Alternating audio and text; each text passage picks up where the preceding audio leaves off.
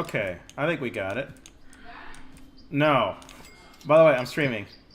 No, I got my stream setup working up. I got the tool monitors working.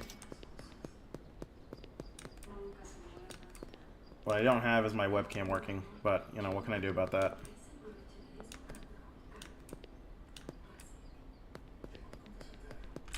Okay, I'm gonna drop this shit in Discord.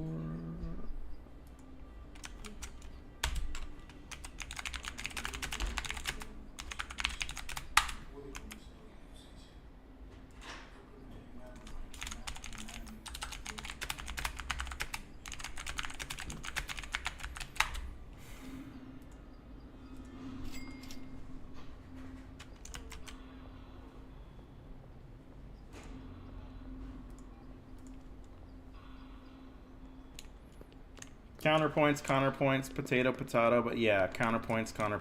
Connor. I'm talking to Connor, my guy Connor. I've been okay. How have you been, my friend?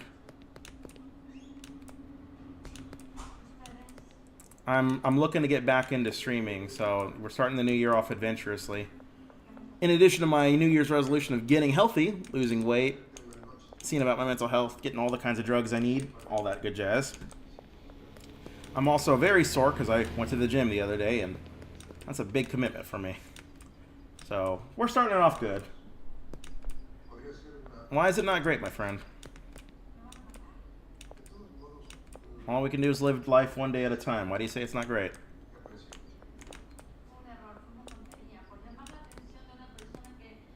Unless you're referring to the state of America, not great, in which case it's hard to argue.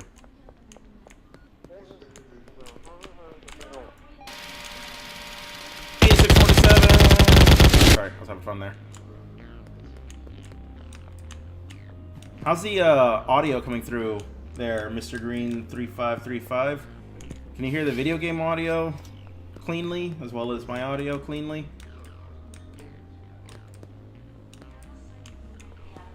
Oh, I get that. You gotta get that shit sorted, bro. Working off a mentality that, you know, as bad as things can be, if you try to pick yourself up with the mentality that every day is a new day, and today is a good day to start being better than it was yesterday, and tomorrow's a good day to start being better than you were today, you'll come out the other side better. I promise you, buddy. Whatever it is, it'll get better. Or it'll get worse and, you know, you'll be miserable. I don't fucking know. But, yeah, good luck, buddy. Hope it works out for you. Great advice, Dave. I do what I can. Yeah, I'm waiting on a word back from Mr. Connorpoints, because we're going to discuss the eventual decline of, not eventual, the in-progress decline of America. We have, pretty much in the course of one term of Donald Trump's presidency, been isolated from our allies and the rest of the world, to such a point that we, you know, tourism is down, people don't want to trade with us, they're turning to alternative trading partners. NATO is outright saying, like, we will militarily defend Greenland. All while Donald Trump is declaring that Greenland is, you know, we need Greenland for psychological reasons. Like, that was like his excuse. You know, it really wasn't resources, it really wasn't security. I mean, he gives all those, but those are like pretextual. When he was asked, like, why don't you just increase military presence on Greenland to the New York Times asked him this question. He basically said, we need it to be psychologically successful. So he needs it to fucking feel good. So, yeah, basically America's doomed. Donald Trump and Republicans doomed it. They're continuing to doom it every day. We've become a joke on the national stage. And, well, it is what it is. So I'm going to talk to Connor about it, and we'll see if we have a different direction to go to. But I'm not too optimistic, and I haven't been optimistic. The funny thing is, I had a debate with Destiny during the election where I was told I had Trump derangement syndrome, where I was seen as alarmist, but I don't feel like I was saying anything that was...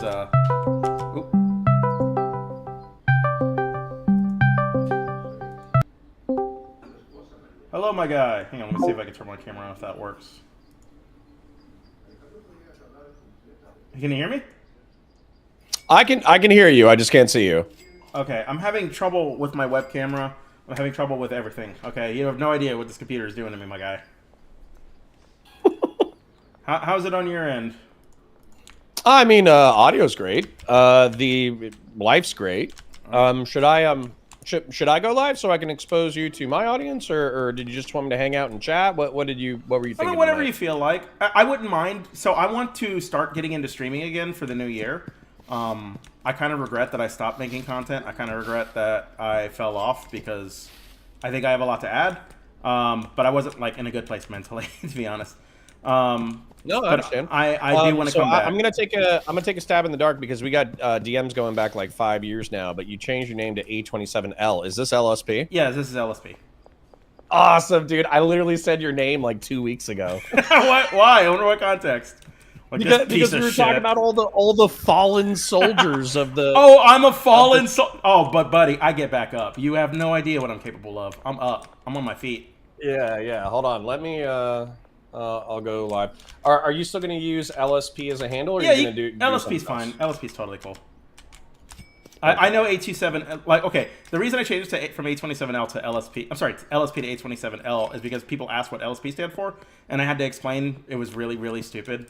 Liberal Sanity Project is a stupid fucking name, and so A27L was literally just gibberish that I picked out of nowhere. Honestly, what? Honestly, number one, I liked LSP. Number two, I liked it as branding. So, Okay. You want me to embrace the cringe?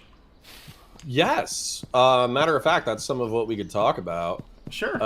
Let me create a live stream. Let me go to my channel instead of.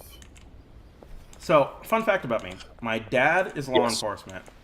He was SAPD for a number of years. He still works as an investigator for the Internal Affairs Office, so he moved from one branch of the police department to a different branch of the justice system. My brother is a law enforcement. He works as a police officer. My sister is a police call taker. And somehow I ended up as a teacher. Wait, somehow you ended up what? As a teacher. I mean, it's still public service. I mean, that's solid. Yeah, but, law enforcement's in my blood. But I wanted to ask you about that, because I know you used to be a cop, right? Yeah. How many years did you serve? 4 years. And you retired, or did you, get forced No, out? I did. I did 4 years in the Marine Corps. I got my bachelor's degree. I did 4 years in law enforcement, and then I had a couple of kids. I had one kid first, obviously, and the wife was like, "This is not a great industry for children and family and all that kind of stuff." You say that, but I grew up proud of my dad. Just saying. Well, and I'm hoping my kids are proud of me too. But I also want to see my kids, during the work week. Yeah, I get and that. law enforcement can oftentimes, the shift can be good. Like 2 on, 2 off, 3 on, 2 off, 2 on, 3 off. That can give you a lot of flexible time. But if you're not making a lot of money, then it can, you have to work overtime. And then boom, the 1 hour you're working 60 hours a week, and the week that you're supposed to be working 24 hours a week, before you know it, you're working 50 or 60 hours on both weeks. And then you never see anybody ever except for, your cop buddies. So I had this issue when I first started teaching because it wasn't uncommon to work like 50 or 60 hour weeks. But that put a serious strain on my level of interpersonal relationships with people in my life. And if you had to emulate that, especially with a kid, tell me if I'm on the right track. That shit mess you guys up any? You have to go through. I know if it's too personal, you can just tell me fuck off. But I'm just curious if it fucked with you the way it fucked with me working those kinds of hours. Connor? Hang on. Hello? Hello? Hello? Sorry, I muted myself. I didn't want to get feedback into the call. Oh yeah. And then I was making an announcement in the Discord, so I'm going to make an announcement. But yeah, just being transparent. Yeah, obviously, at everyone, I'm going live, catching up with a fallen soldier, Liberty, Sanity, Project. I'm curious, who are the other fallen soldiers? Was Justin Hans there? Markier. Jingles of Science Lad? Django Science Lad, Hans of Arkir, what is it? It's not Destiny's Rose. It's somebody else Rose. Rose Wrist. Rose Oh, I Wrist. remember Rose Wrist. Demon Mama. Demon Mama's not streaming anymore? Nope. Demon Mama was a Vosh orbiter for a while, and then Vosh's orbit imploded, and so all the orbiters fell off. Damn. So yeah, man. Like for me, because the digital space kind of. Oh, thank you, Vazraka, for the gifted, by the way. But the streaming space, it hasn't changed for me at all. Like basically, I was hanging out with you and hanging out with Prime Kai, hanging out with Dylan Burns, hanging out with Hans of Arkir and Rose Wrist and Destiny and Toftage and a whole bunch of other people. Mm-hmm. And I just kept streaming because I legitimately enjoyed it. But I only streamed about once a week, which is kind of hard to build up any kind of viewership with only once a week on stream. But I was still able to get up into like the 50 viewer range, even with once a week streams. And then, lucky for me, I was able to go full time in April, and I've built that from 50 to 100 to 150. And my audience is really, really, really, really, really generous, and so I've been able to turn it into something, which is great. Really good. I'm happy for you, bro. Wait, can I ask like, okay, this is gonna be like oddly personal, and again, you can tell me fuck off if it's not okay. No, go ahead. But how much money do you earn out of those kinds of metrics? So I think I have a uniquely generous audience, and then I also have a little bit of VA disability and a little bit of YouTube income from my Warhammer 40K, which helps makes ends meet. Mm-hmm. But I'll say since probably since September, I've made a minimum of 3,000, and then with a maximum of 6,000. That's pretty decent. That's pretty good. For an audience of my size, and I do see some of my favorites in here. So I see Vazraka, my lurker, who's gifting. I see Christian Valeris, who's an oiler. I see Jonah, who's a regular. I see Kay, who's a regular. My audience, if they watch regularly, then they reward me with their AdSense and their revenue and their eyeballs. And if they're oilers, then I think they are way too nice to me, which I'm very grateful for. Okay, well, that's pretty also, real quick, can we do like a little bit of an intro? That way my audience isn't just walking into us shooting the breeze. Yeah, you want me to just like tell them who I am and shit? Well, I'll do a little bit, and then I'll give you an opportunity to introduce yourself. So, hey, good evening, everyone. Like the stream, share it with your friends, engage with chats, super chats if you got them, memberships if you got them. We're hanging out with LSP, Liberty Sanity Project. For those of you who don't remember, he was a debater who used to be on the debate scene with Prime Kai, and I think you probably hung out with Dylan Burns. Yes, I did. And so he was throwing elbows back in the day a few years, but he took a little bit of time off, so I'll let him introduce himself. He's thinking about coming back in. The water's warm. So LSP, can you tell the audience who you are, what you're about, and what you're trying to achieve? Yeah, sure. I'm a liberal sanity project. Liberty does have a nice ring to it, though. I'm a former YouTube content maker, video essayist that did research content. A lot of my focus was on things related to history, so historical truisms about how governments or democracies fall, or things like terrorism and Middle Eastern politics I dealt with a lot.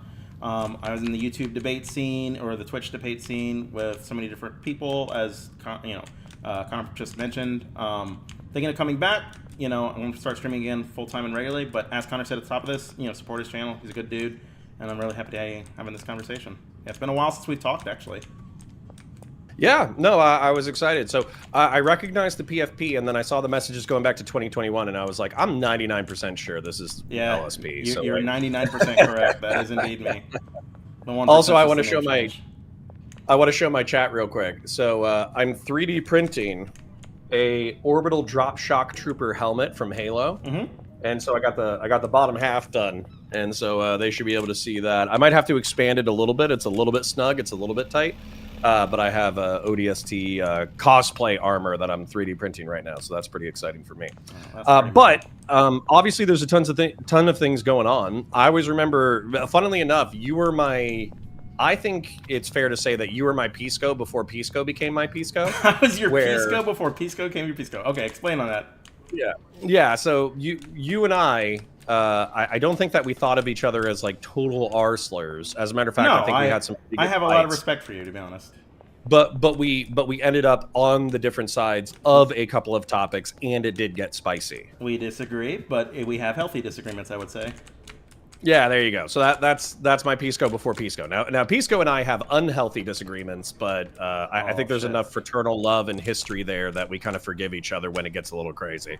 Yeah, it's funny. I was like thinking about like all the reasons. So when you weigh like the pros and cons of like coming back to the debate scene, one thing that like was a big drag for me were like the interpersonal relationship politics between people. Like some people were just friends with friends, and they use that to shape their outlook on everything. Some people were just like genuinely like fucking insane. Like they not even counting like insanity in their politics, the way they conduct themselves is the way a crazy person would conduct themselves, and for some reason they hold a lot of clout.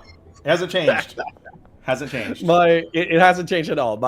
My chat put so what I do, or what I try to do, is I try to find whatever the hottest content is in the day. I go live from 9:30 a.m. to 2:30 p.m. and I break it down. And oftentimes what's funny is we'll occasionally find like the perfect content. It'll be like a video essay that actually is a little bit meaty, but it talks about personalities and it gets high viewership and high donation and everybody loves the content and this, that, the other. Mm-hmm. That's kind of rare though. What typically happens is if we're watching something like meaty and substantive and deep, it's lower viewership but higher engagement, and the quality of that engagement is increased. But then if you go for like the lowbrow backstabbing politics of the space, where this creator backstabbed that creator, that's still the highest viewership content out there because people love a good mud fight. I was watching, what I was watching earlier? I was watching the Destiny video uploaded where he says, Hassan Piker defends me, or something having to do with Asmongold. I don't even fucking know what. We're on like 8 layers of React content here. But it's oddly addictive to watch the schlop, to schlop the schlop up, even though it's just fast food politics. It doesn't actually do anything to make the world a better place. You're not actually solving any issues, which we're not in this conversation either, but there's no substance there. Well, it's just it's Maury Povich, but for YouTube. Well, and what I would say is that Chud Logic broke away from the Twitch and YouTube political debate scene and also like the drama therein, and he's become like a straight drama streamer, and he's done quite well. Like his viewership is between like 700 and 1,500. He makes a healthy living off of it, allegedly, and he's doing good by all metrics. But he has this theory that it's all entertainment and it's all slop and it's all BS. But I don't think that's entirely true. No, I wouldn't agree with that. So when you look at Hassan Piker talking to mainstream political figures and mainstream political figures using Hassan Piker to get to his audience, when you look at Steven hitting like mainstream news stories for being crazy on the internet, when you see Charlie Kirk get assassinated, who I would say is an alt media political commentator, which is effectively like the upper echelon of what's possible in this space. That was like one of the biggest stories of the fall and winter of last year. And so I feel like the bleed from alternative media into the real world is happening more and more all the time. Yeah, absolutely. I would say the Trump White House is probably endemic in that problem, because it seems like our White House, it seems like we have a president that's the influencer president, and a White House press corps that acts like the influence. Like we generate content. Like the reason. So you saw this shooting that happened in Minnesota. I'm sorry, Minnesota. Oh yeah, Minneapolis. Of course. The guy recording on his phone, Ryan Goodman. It's actually not Ryan Goodman. That's Renee Goodman. What's Ryan? What's the guy's name? It's escaping me. I don't know. But are you talking about like the ICE agents actually filming the shooting? Yes, yeah. And apparently this is because they got directives from the White House to basically generate content. And boy, did they deliver. That is some content, primo content. But it's not doing anything to move the country forward. For that, I think that's possible. The only reason why I was skeptical, so for instance, like we use cameras most of the time because basically once you start using your telephone to document evidence, then it's subpoenaable. Mm-hmm. But some officers also have cameras, and or they have work issued phones. And what I saw, now maybe I'm just using my own experience to color what I saw. But what I saw him walking to the back of the vehicle, getting a very clear shot of the license plate. Mm-hmm. and then also interacting with the people there. Now, that could have been easily documented by a body camera as well, so it seems weird that he would use his phone. So I'm going to throw that up in the air over... I hope that was not his intent. He was like, oh, there's these two white Karens fighting ICE agents, so I'm going to turn this into a TikTok. That would be horrifying. But although I wouldn't unsurprising. would you put it past this administration to... Absolutely not. That's the problem. I think I told my wife this the other day, or maybe I told another YouTuber, but I was like, unfortunately in this era, like 3 to 5 years ago, I used to check on the quotes of what people said so I could find out the context, and the context oftentimes made it like excusable or not as bad. Mm-hmm. Whereas in our current political environment, when I go to Google the context, sometimes the context makes it worse. In this case, the context being the administration's directives? Well, I mean, that would be a case where if I Googled it, or if it became a part of the police report, or if another ICE agent said that, then yeah, I would think that a ICE agent interrupting his own law enforcement operations in order to generate social media so the Trump administration can create like pro-ICE propaganda films, yeah, I would view that as a worse context than what I already suspected. I think a major problem we have is that ICE conducts its... For all the people who complain about the fascism comparisons, they don't conduct themselves like you want your community police officers to do so. And that's because, well, they're not even police officers. 2, they're not even necessarily from the community. But a big issue is that the way ICE conducts itself completely erodes community trust. All while the administration shallows out to the ether that, like, hey, we're only doing this because states aren't cooperating, erstwhile creating the biggest incentive for a lack of cooperation and more obstruction. Like, they're kind of doing it to themselves, and I have this... You tell me if I'm crazy here. I have a hunch that it's because Donald Trump deliberately wants to engineer violence as a pretext to centralize more power and use, the military on American streets, which is something he's already tried to do. Maybe, but I also I view Donald Trump as a dog chasing a car, and I also can't help but think that he's so like nakedly, transparently self-interested and attention deficit disorder that I don't think that he's actually like, I don't think that it's going to be to seize power for himself. If any of the kind of erosion of our civic institutions are going on right now, I think it's to set up the techno-feudalist successor, J.D. Vance, who is Thiel and Elon Musk's butt buddy, who will try to carry the MAGA torch forward while using national conservatism as like a... MAGA will remain like the public-facing propaganda for the proletarian masses. National conservatism will be the ideology for like the highfalutin, dissident, right-wing, dark enlightenment types, and then techno-feudalism will actually be the execution, where whatever happens geopolitically, whatever happens internationally, it'll effectively be a distraction for tech and capital deregulation.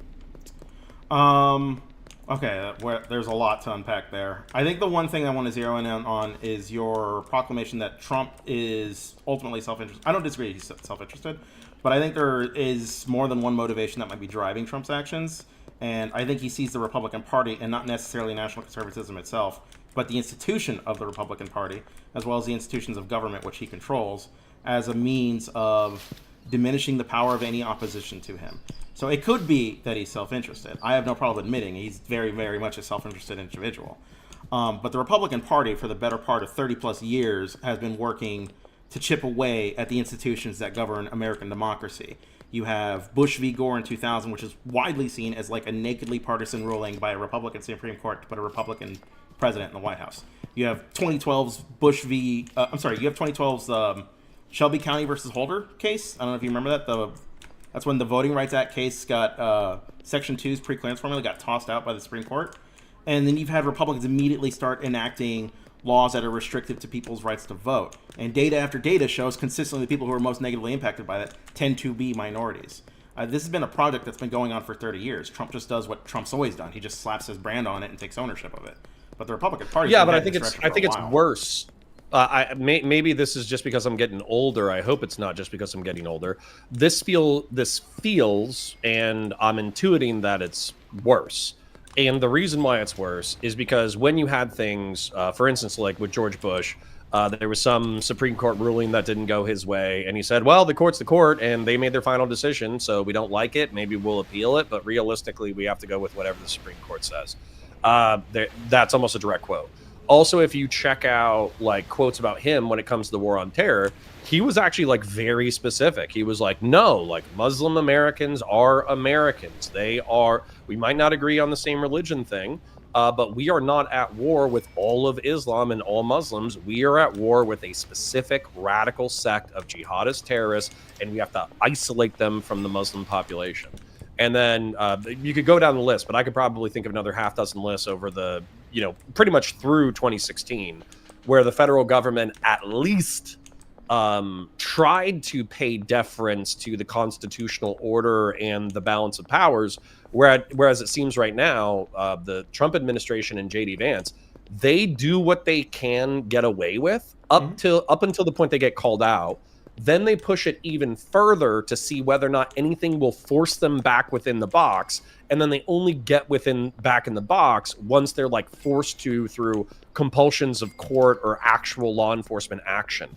And I think that if Congress and if law enforcement did not specifically threaten to take action, they would turn this place into a dictatorship overnight. Yeah, absolutely. I think one thing I want to caveat... But I do think that's different than Bush. Well, it is, but it isn't. So let me elaborate on how. With Bush, while he did pay that deference to Muslims after 9/11, and so he looks at this as a national tragedy and he tries to unify the country. This isn't something that Donald Trump would ever do. But all while Bush is doing this, you absolutely had members of the Republican Party that did want this to be an anti-Muslim crusade. Pat Buchanan immediately comes to mind. And this brewing Christian nationalism, that was very much, maybe Bush he's no Nick Fuentes, but he's certainly, not that far apart from him and like some of the things he's said and some of the actions he's done. And when it comes to the Republican Party, like, you're right, the federal government might not have chipped away at the institutions that make up our democracy or our republic, but the Republican Party absolutely has. So with Bush, you had Lawyergate, for example. Do you remember that? Yeah, but I think that what's happening is the horse used to be leading the cart. Now the cart is leading the horse. And what I mean by that is Pat Buchanan, paleo-con, Christian nationalist, once a republic, isolationist. He actually probably set a lot of the seeds for Tucker Carlson, Nick Fuentes, a lot of the dissident right people, Curtis Yarvin. He planted the seeds for a lot of these people where they might not have believed everything that he said, but they saw him arguing for isolationism, for Christian nationalism, for a return to, like, I might have said isolationism before, but I actually think that's like really like economic protectionism, things that correlate. And so what I see is right now, Bush, Romney, McCain, all of the old guard that I was raised with as the people in control of the Republican Party were viewed as like the dam that was holding back Pat Buchanan, because they would like signal to them that they were a part of the coalition, but they didn't do the exact dictates of the paleo cons and the dissident right. Whereas now I would say that effectively, like, the dissident right or the post-liberal right, they're JD Vance unironically says, "Oh yeah, I'm one of you guys, and I'm influencing the Trump administration," and the Trump administration executes the agenda of the dissident right and the ultra conservatives. Yeah, I mean, I see that. I don't think so to get more focus here, every one of these old guard you mentioned with respect to John McCain, George W. Bush, while they might not have paid any deference to the dissident right, they didn't exactly do anything to solidify a stance against them. So this... no offense, LSP. This is what I argue with Pisco all the time. That's happening on the left. How do you mean? How's it happening on the left? Can I show you a drawing? Yeah, sure. Show me whatever. Okay, so I feel like I have this analogy that I did, and by the way, like a huge part of my streams, I know you're just getting into the space, Oh yeah. but a huge part of my streams is doing drawings. I actually take like Microsoft Paint, I draw out the ideas that I'm talking about, and I show the chat, and they make fun of my drawings and this, that, the other. But it's fun. It's fun. I actually have like a Bob Ross wig that I throw on sometimes when I'm drawing. Like it's a blast. Let me check that shit. So I'm going to share screen with you right now. I'm going to show you a picture that I drew. It's a bunch of lions. What am I looking at? You're looking at tigers. Now, realistically, they should be leopards because it's a leopards eating faces party. Leopards right? eating faces. Yeah. Okay. Yeah. So right here, this is me. Okay, I am the Bush era, Romney era, McCain era neocon. And that's a leopard and going my for your face. Yeah, my face is currently being eaten by MAGA and the post-liberal right. Okay? But what I'm arguing for is a world in which we make this tiger smaller, and then hopefully like sane people can control the right wing again. What's happening on the left, though, is I see Pisco and a bunch of other people, Zoran Mamdani, AOC, Bernie Sanders, who else? Are arguably like Pisco and the Vanguard and Breaking Points and a whole host of people. And whenever they're like hanging out with the far left, like Hassan Piker goes to China and simps for the CCP. Whenever I criticize them and I say, "Hey, you're like normalizing these terrible ideas," they go, "Oh, but it's a small tiger. It's like a house cat. It's like cute." And I'm like, "Yeah, but if you keep feeding it, it's going to be a huge fucking tiger, right? Like it's going to be a massive tiger." And then what I'm arguing is that like 5 to 10 years from now, I'm fighting for my side to reduce the size of our tiger, and they're fighting to feed their tiger. And so as a result, I think in 5 to 10 years, I'm just going to be getting eaten by 2 very large authoritarian tigers. Well, let's hope and that doesn't so I'll happen. show my chat that real quick. But yeah, like you can accuse and I think you're right to accuse the neocons and the war on terror for facilitating the abuses of power that Trump is now able to take advantage of, and I agree with you. But I also think the left is doing the same thing while laughing at how small their tiger is. Well, okay. Yeah. Some part of me wants to say yes, part of me wants to say no. So the reason I want to say yes is because I see the way like mainstream media figures that are close to the Democratic Party have paid deference to people like Hassan Piker. But then I flip that and I look at Zoran Mamdani saying outright that he's going to disavow like comments made from Hassan Piker about New York deserving 9/11. It doesn't seem like it seems like they're playing a politician's game. Whereas with the right, like Donald Trump could literally murder somebody. People will like excuse. I think this video is like a good example of like that exact mentality that Donald Trump could get away with murder. There's an undeniable cult, but I think the good news is that the cult is fracturing.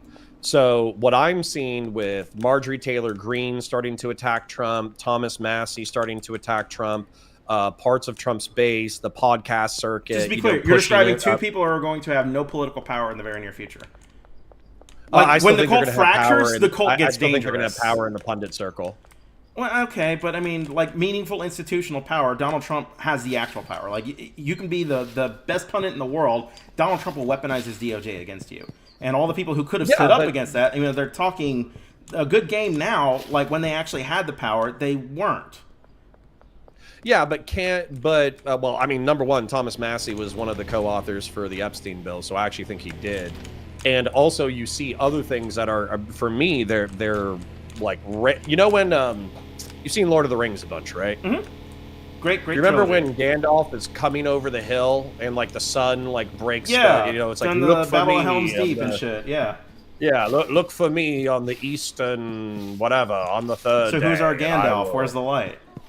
Right. So I'm not saying that we're having a Gandalf at the head of the Rohirrim charge moment right now.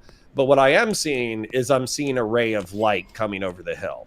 And the ray of light, as an example, is, for instance, like Indiana was charged by the Trump administration and J.D. Vance and Donald Trump personally and the MAGA movement to gerrymander their state to make it worse for Democrats. Like Democrats were poised to lose like 14 seats nationally if the Republicans did a hardcore gerrymander. And the Republicans were actually poised to do it. But what ended up happening was the MAGA movement was throwing its weight around so hard and being so pissy and so shitty and so authoritarian and so bullying that they turned off the very people that they needed in order to get the gerrymandering bill passed. And so as far as the narrative that I heard from, covering the news story, is that the Republicans know that there will be a day after Trump. And so they can't just pull out all the stops right now, because Trump will be a lame duck in about a year, or 10 months, really, 9 months. And then after that, the MAGA movement is up for grabs, because the MAGA movement is not one movement.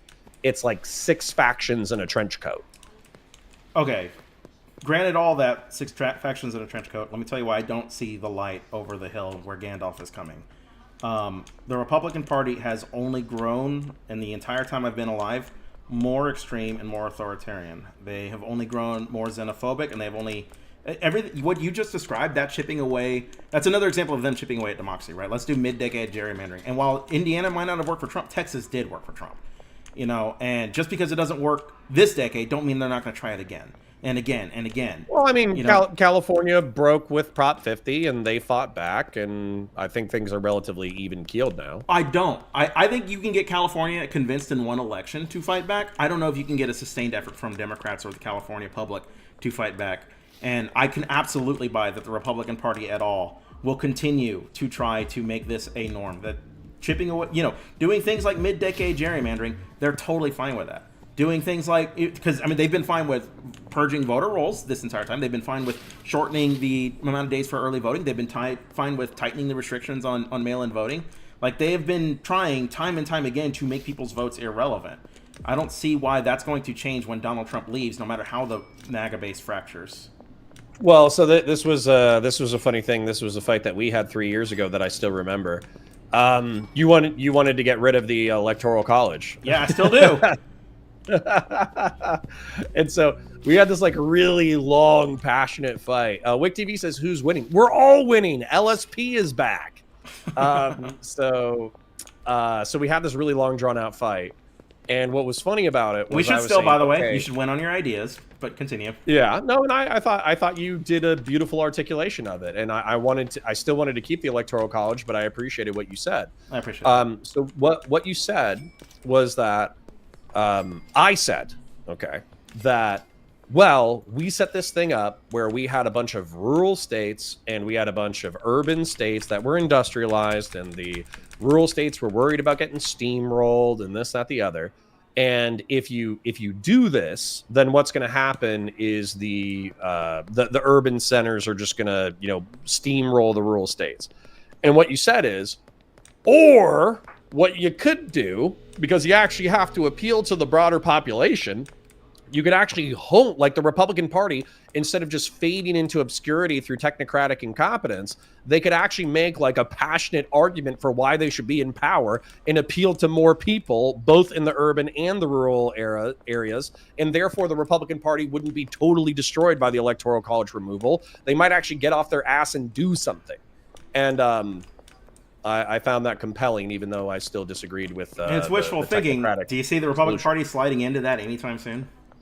No, but I do want to ask you a question, though, kind of as a follow-up. Do you still hold like the demos, like the people, as kind of like sacrosanct? Like, do you think like the conscience of the individual and their ability to vote is like, I don't know, like the basis of our democracy or liberal democracy or something? So yes and no. This is a more nuanced answer than just a plain binary yes or no, I'm sorry to say. One thing I'm glad I talked to you about is the fallout and consequences of democracy. Because I was telling my girlfriend this, my fiance this the other day. Fiance. I was telling her this the other day after USDA cuts were made to Minnesota. Congratulations, by the way. Thank you. I'm terrified. Thank you. The Republican Party is essentially trying to create a country which serves no one but brutalizes everyone. If you were to read a headline in the news that says school lunches are cut, you don't have to guess which party is the one that's responsible for that policy, right? The entire government shutdown was a consequence of expired Obamacare subsidies, and the Republican Party's position was essentially, let us let these subsidies for healthcare expire, or we're not going to distribute food assistance to people. So they basically keep making a country that never really appeals to anybody except the people who already have. Definitely doesn't help anybody else, and then it becomes increasingly authoritarian. There's no shortage of policing going on the Republican side of things. I hold so let's let me sorry, because I'm trying to give you like a very full answer about the problem with demos and democracy. I have this hard. Let me put it this way: when measles gets cut, I don't like what Donald Trump has turned to democracy into, because he's turned it into not a competition of ideas, but a pro wrestling match, like a WWE style event for people's lives and livelihoods. And I can't help but feel like I'm so jaded now that I kind of feel like, well, you're just going to get what you voted for and you deserve it. And this sounds bad, but if a kid dies of measles, I find myself thinking, God, I hope it was a Republican kid. And I don't like that I think like that now. Yeah, no, it's gotten very Darwinian. Now, that being said, the libertarians are happy. I did get a couple of super chats, so I just want to thank the people who have super chatted. Of course. So Vazraka gifted a membership. Fellrunner said 5, said Sunday. Thank you for posting in Discord. I did post that we were debating.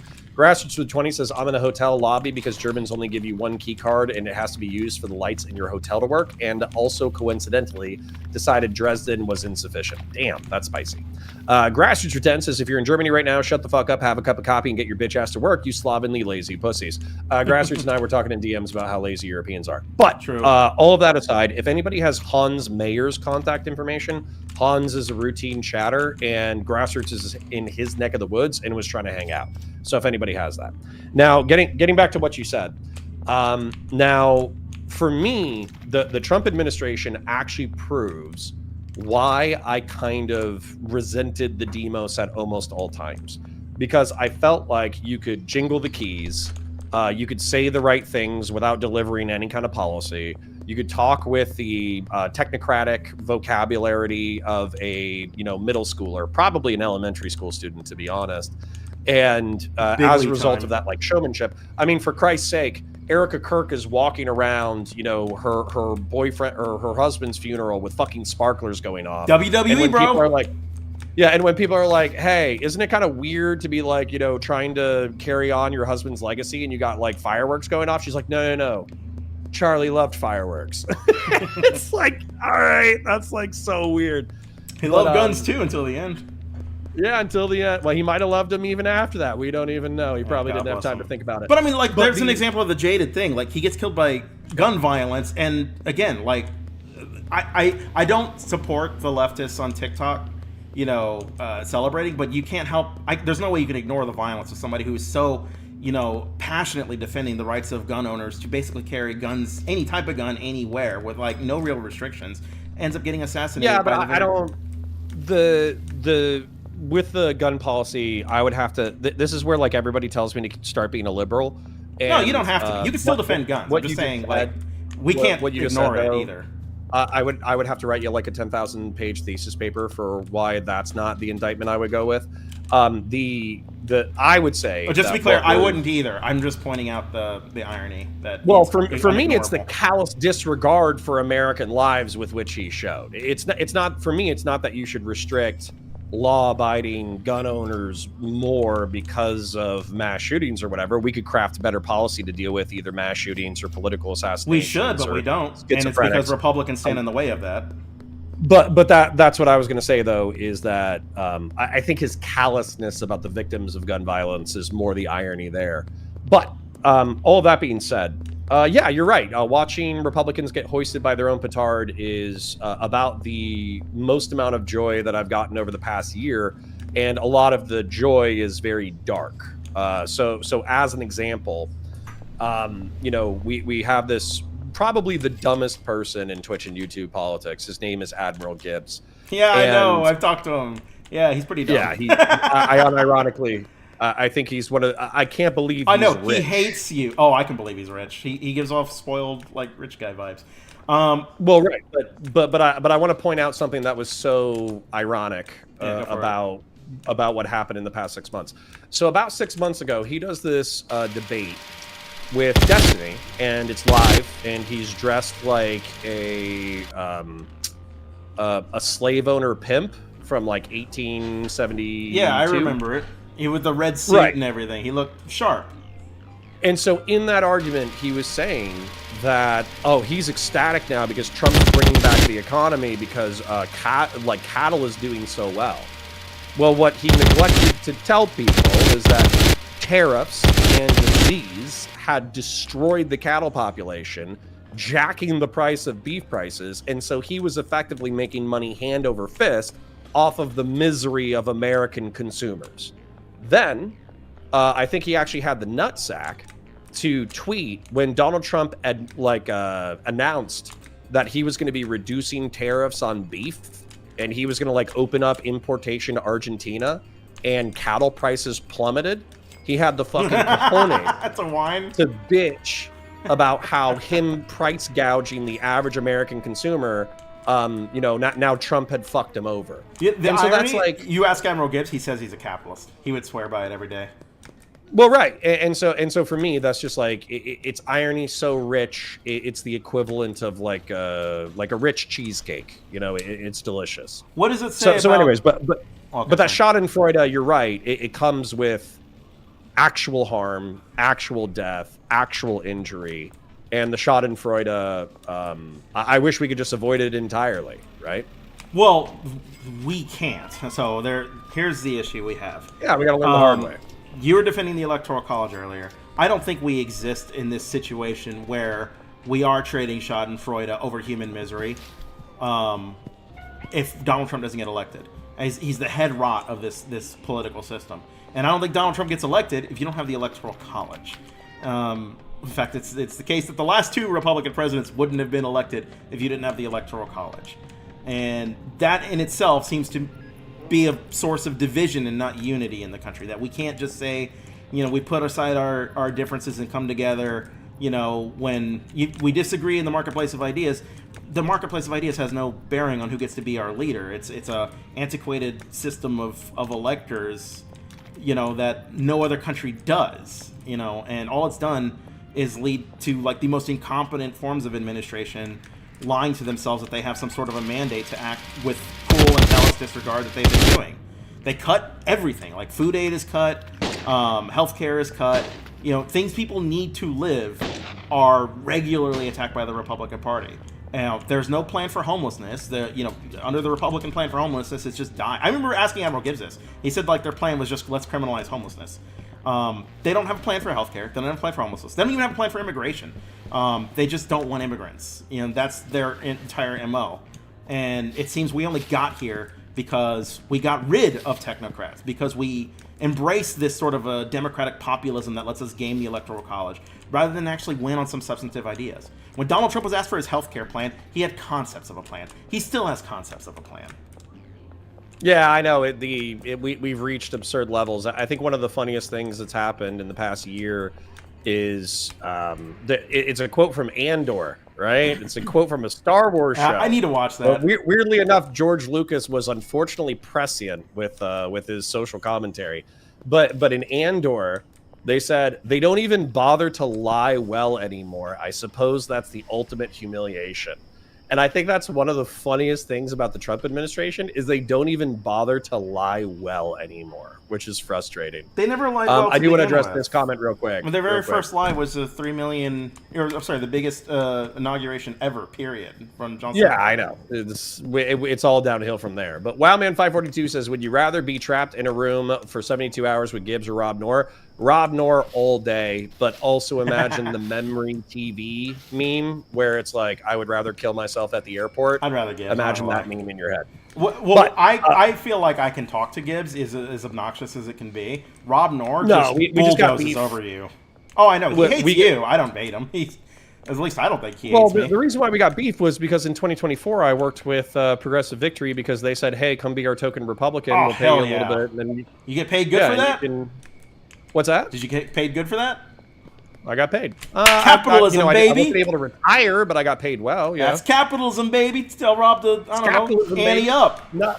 not just that, but I feel like if you look at the past year, my entire argument the whole time was like, if the Republicans were like crap, because I was raised with the myth that Democrats are the party of Gibbs, right? Like not Gibbs the guy, but Gives me ironically that. enough, Yeah, the maybe Gibbs. racist. Like they want to give handouts to minorities and like tax white black people want welfare, Hispanic people want immigration, gay people want civil rights. And, Oh, the bastards! You give. Not the civil rights.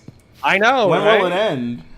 I know. So honestly, it ended. You know when gay civil rights ended? It's when those people at the Folsom Leather Fair were wearing dog costumes in front of like a 6-year-old girl. That's when gay rights ended. And it certainly didn't help. Funnily enough, I think last year was the first time that we avoided the kink at Pride discourse. That was the first time. It's so overplayed. Dude, we did kink at Pride every year from like 2020 to 2023, and then we avoided kink at Pride in 2024 and maybe 25. Those are like the most debates like that is why I had to get out of space. They were insanely toxic and just no substance. It was just. But I was so happy that we didn't have the debate anymore, because it basically meant that like the gay people were fisting each other in private instead of on the street. Yeah. So I was like, good job, gays. In your own home. You fisted each other in private instead of on the street. Good job this year. Way to keep it wholesome at the Folsom Street Leather Festival. But anyways, we're talking about like the will of the mob and the populist demagogues who command the masses and technocracy and all that kind of stuff. So one of the things that I need to do, probably before I fight you or Pisco more, is my dad recommended a book that it's like the 48 Laws of Power or something. It's some book that came out in the thousands. And the way to hear my dad describe it, he said that it's effectively like a manual for actually powerful people on how to use relationships, gain political power, gain economic power, manage the way that they deal with other people. And then rhetoric effectively is not about actually explaining technocratic policy to pursue goals. It's more about manipulating everybody around you in order to achieve your real goals.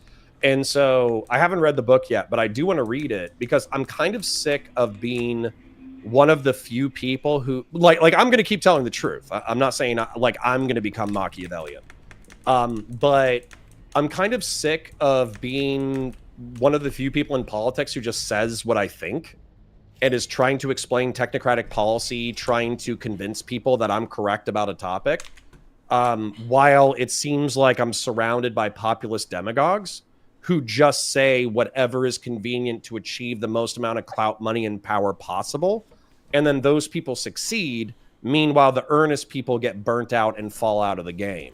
And so I need to understand the game better. There's this sort of truism in politics that if you're explaining, you're losing. And the Republican Party, for all their faults, is really, really fucking good at messaging. And it's people have pointed out before, and I know why this is the case. It's actually been the case for the better part of 20 years now. But when the Republican Party wants to have a talking point on any one issue, they are all like have you seen Pluribus? Perchance, the TV show. I haven't seen Pluribus, but I have a particular and recent nefarious example I want to share when you're done. Okay, well I was going to use the Pluribus example of like the hive mind, but for the better part of 20 years, the Republican Party has been manufacturing what was essentially a media machine to do their outreach for them. And the talking points have all pretty much universally, it's just attack.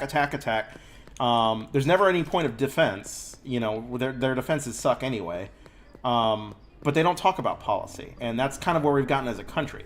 When you look at Barack Obama or Joe Biden or Bill Clinton, you can have a chance to see like a substantive policy direction coming from them where you see a vision. Like Obama with Obamacare is like one key example where it's like, hey, he wanted a certain thing to improve the lives of the American people. He went after it. He got it. With Donald Trump, there is no or the Republican Party at large, there is no positive vision for the country. They don't really have ideas. So I retreat to what I said earlier about they want to invent a government that, you know, provides nothing for nobody but brutalizes everybody. I mean, I think that's a good saying, but I also think that they would come back with even more rhetoric with which to beat you like a cudgel. Another super chat real quick. Grassroots $5 says, I'm a libertarian. I love the homeless. I want to make millions more of them.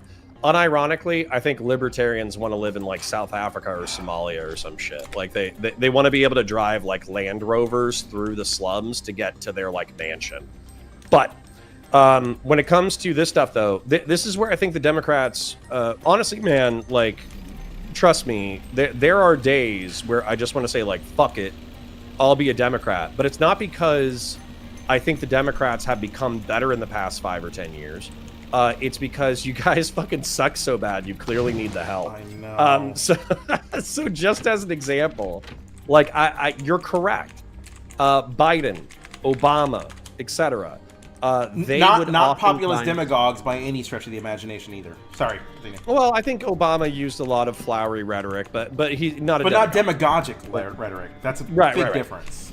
But at the same time, what I think that in this modern era of TikToks and 7-second videos and sound bites and this, that, the other, you kind of have to play Trump's game where let's say Obama, let's say Trump runs for a 3rd term and Obama's allowed to come back for a 3rd term. Instead of being like, oh, President Obama, you know, the Affordable Care Act was a signature bill of your presidency and the Trump administration has gutted it. What would you like to do in order to improve American health care? If he goes on a rant for like 5 minutes talking about like tax levels and income distribution and the people at the bottom and the people at the top and this, that, the other, he's going to lose 70% of the audience by the time 30 seconds into the thing. Whereas if he says, I want to make healthcare cheap and available for all Americans. And then they're like, how? And they're like, because we're concepts smart. of a plan. Like no, but like he could still have the smart technocratic stuff, which he does in the background. But I think that when you're doing it in front of the American public, it's got to be less than 10 seconds. It's got to be very bare bones. It's got to be super simple to understand, and you just gotta do it, man. You just got to say, I'm gonna make healthcare good. That's only applies to the Democrats. And then you go, issue. We got smart people. We'll do it. Democrats couldn't get away with this. Republicans can get away with this. Yeah, Republicans can. And well, you say that. If I had to if you were to are there a lot of people like in the inner city and working class who want to hear Obama wax philosophical about technocratic policies for 2 hours? No, but I mean, these people aren't likely to vote anyway, which is like one of the issues, that the people that the Democratic Party tends to serve are people who need to be motivated on another level in order to vote. There's this adage I'd heard before that I think is pretty true, which is that Democrats need to fall in love to win elections and Republicans just need to fall in line. And Democrats don't turn out, like even Obama, for all the flowery language he could bring to the table, was despised by so much on the left for what I frankly think are just like bullshit reasons. Republicans can mask whatever they need to with 4-second sound bites. But if they spoke in like plain English, like we're going to cut healthcare and we're going to cut food assistance, we're gonna make cuts to schools, like all the compound all these different things they have done, and it's been documented to have been done for the past 20 years. For some reason, people keep coming back and back and back, and that's why, to the earlier point about because their rhetoric is not we're going to make the world worse. Our rhetoric is the federal government is bloated and it taxes you too much, and we're $36 trillion in debt, and we're eventually going to implode the entire country through debt. And like, dude, they create a fiscal existential crisis to the point that I actually am worried, but I don't even know if I should be worried, right? Because if you look at the way a lot of states operate, they operate with a lot of debt. Our debt to GDP ratio is like 125. Japan is at like 250 or 300 or something, and nobody seems to be freaking out about Japan like disappearing as a nation state anytime soon. Just to be clear, though, they are suffering economically because of their debt to GDP ratio. Well, and they might be, but at the same time, like what is there? As a matter of fact, let's dig in just a little bit, okay? Because we might lose people with technocratic stuff. High rates of inflation are the big one. High rates of inflation for the yen? Yes, in Japan. Like, the cost of living's gone up. Well, Do we have a comparatively reduced cost of living compared to Japan? Like, is our affordability crisis less severe than theirs? No, but ours is a consequence of COVID and the supply shock that happened in the markets after COVID. Japan's affordability crisis has been going on for the last 10, 15 years since their debt to GDP ratio broke like 200%. It's been high for a while, and it's been something that's kept investors kind of spooked. It's something that's been seen. Well, then that kind of puts me on the more hawkish road then, because when I talk to Adam Friended, not my favorite guy, not mine but either. We had an interesting conversation. He said tried to sell me on MMT, modern monetary theory, which is basically like, as long as the money that's printed has a correlated economic impact, then you don't really have to worry about debt and you don't really have to worry about inflation. What you have to worry about in reference to inflation and debt is money that's printed that has no discernible economic impact or discernible like falls out of circulation. Like, what do you mean? Like, it just falls out of circulation? It's printed and goes nowhere?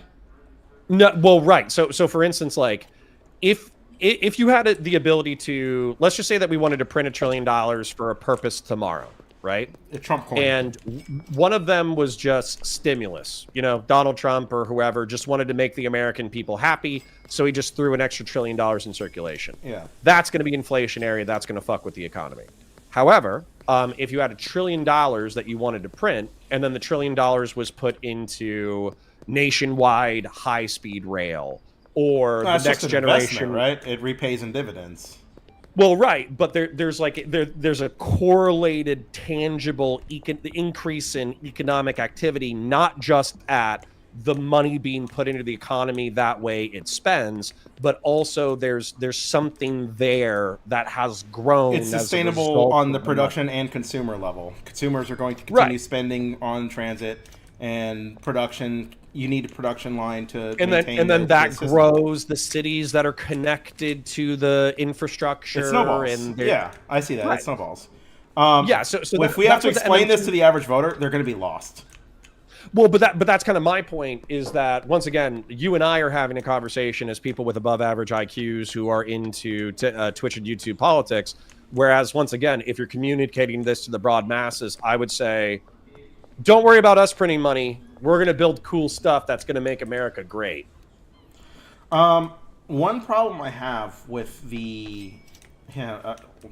on the note of sloganeering and making America great, Republicans will talk a fierce game about certain issues that only seem to exist when Democrats are in office.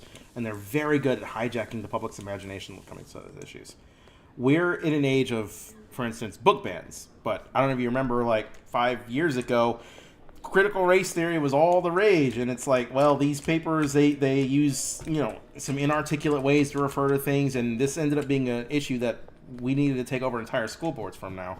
And now that the Republican Party has gotten this institution, what we've gotten is just a gradual erasure of like any kind of real technocratic knowledge. Like Samantha Fulnecki's essay is like the perfect cap point on like the dumbing down of America, and the intentionally engineered dumbing down of America, championed by the Republican Party and their demagogic language.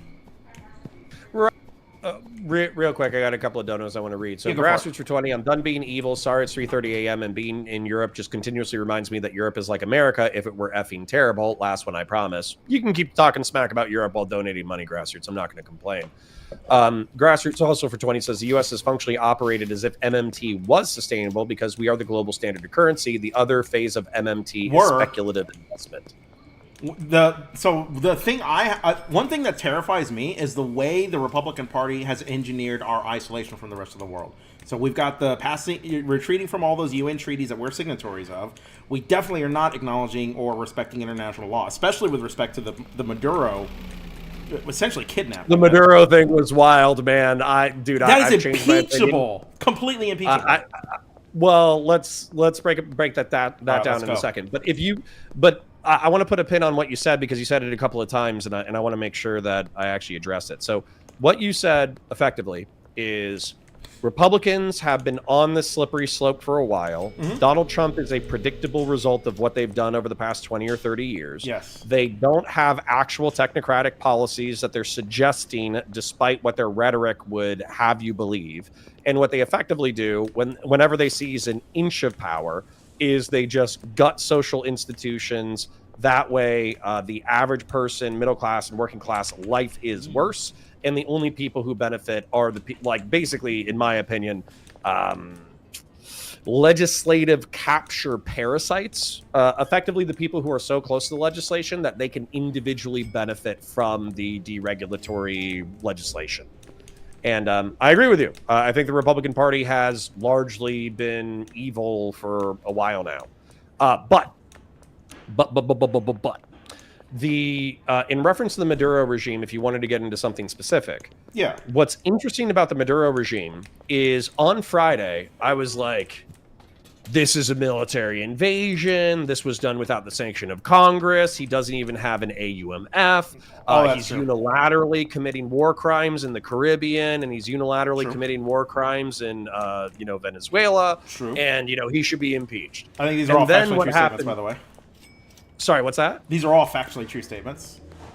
Okay, so let's get into the counterfactuals that are inconvenient. Okay. So if we look at Obama's AUMFs that governed the war on terror and what he did in Libya and Syria, if you look at Clinton's non-AUMF, I don't even think he had an AUMF or a declaration of war in Kosovo, then that had no congressional authorization.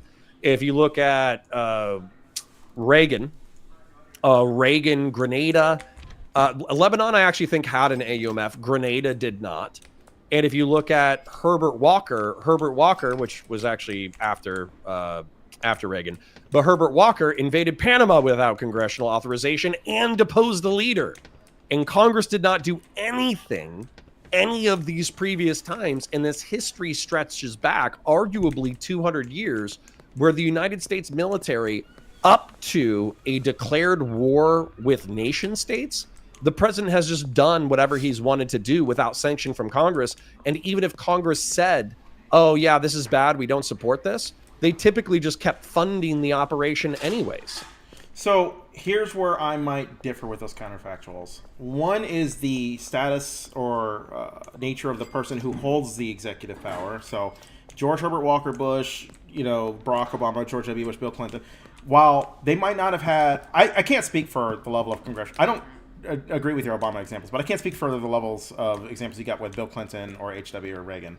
But even if we take all those, I don't think a reasonable person would believe that these are presidents who are going to abuse the executive power, executive military power, as a means of nakedly enriching America. So Donald Trump has no compunctions about it. Like when we used the AMF to depose Libya's Muammar Gaddafi, we joined Italy in having a no-fly zone. We didn't send boots on the ground to kidnap Gaddafi off the street. And the Libyan people were the ones deposing Gaddafi. And there's all sorts of reasons why this is it's just a different animal compared to Maduro. We were not declaring openly that our intention with Libya was to take their oil, which is what Trump has declared. No, if you want to make it a moral argument rather than a legalistic argument, I find myself simping. Well, I'll just say, I'm pretty much, I think the closest thing to the conservative definitions. Number one, I'm Burkean, so I believe in Edmund Burke's philosophy when it comes to political analysis. But I also love neoconservatism, which is effectively liberalism and republicanism spread through soft and hard power internationally because they're universal human goods, not just local goods. So if we start talking about like Libya or Syria or Lebanon or Grenada or Panama, I'll come up with all sorts of reasons why we should be involved in other people's affairs to improve the world. Just real quick, however, all those examples are examples of us in expanding our soft and hard power. I don't think you get that with Venezuela. I think that was an isolated thing. No. Trump is total whiplash. He's a dog chasing cars. He's found one.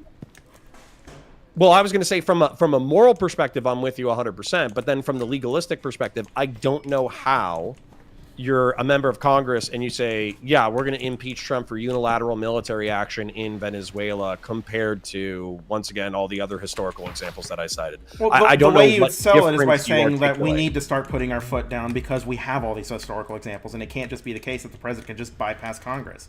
That this is a naked act of aggression. But then we get the War Powers Resolution. So I think we might have even passed the War Powers Resolution. What's that? It did. It didn't pass? What did it fail in the Senate? It did. Or at least it's advanced to the Senate. It hasn't gone to the full Senate yet, but it did pass. But we also had a War Powers Resolution in 1973 that effectively told the presidency, like, no, like, you're supposed to get authorization from us first, and then it was never enforced. So, like, what does another resolution do without any threat of enforcement? The enforcement needs to be impeachment. Like, that's what these. I don't know how. This is clearly a violation of Article 1, Section 8 of the Constitution, which prescribes the war powers to Congress explicitly. The president has. If this was really a policing action, so this is what the president said, is that this was a matter of executing an arrest warrant for Maduro. Which, by the way, I'm not defending Maduro. Piece of shit. If anybody deserves to rot in jail cell, it is Maduro. But this was not done like you would do. You would handle policing action, right? We would be informing our regional partners. We would be telling neighbors, like, "Hey, we're doing this." We would tell the UN, "Hey, we're doing this." We tell Congress, "Hey, we're doing this," right? And it would be the FBI executing, which is something the FBI is able to do. This was a military operation, and it's just a continuation of the same military operations we've been carrying in the Caribbean this entire time. There's a couple of the key differences in Panama, just to advance to the counter arguments, is that the United States has stated repeatedly that it will defend its territorial interest in the Panamanian Canal.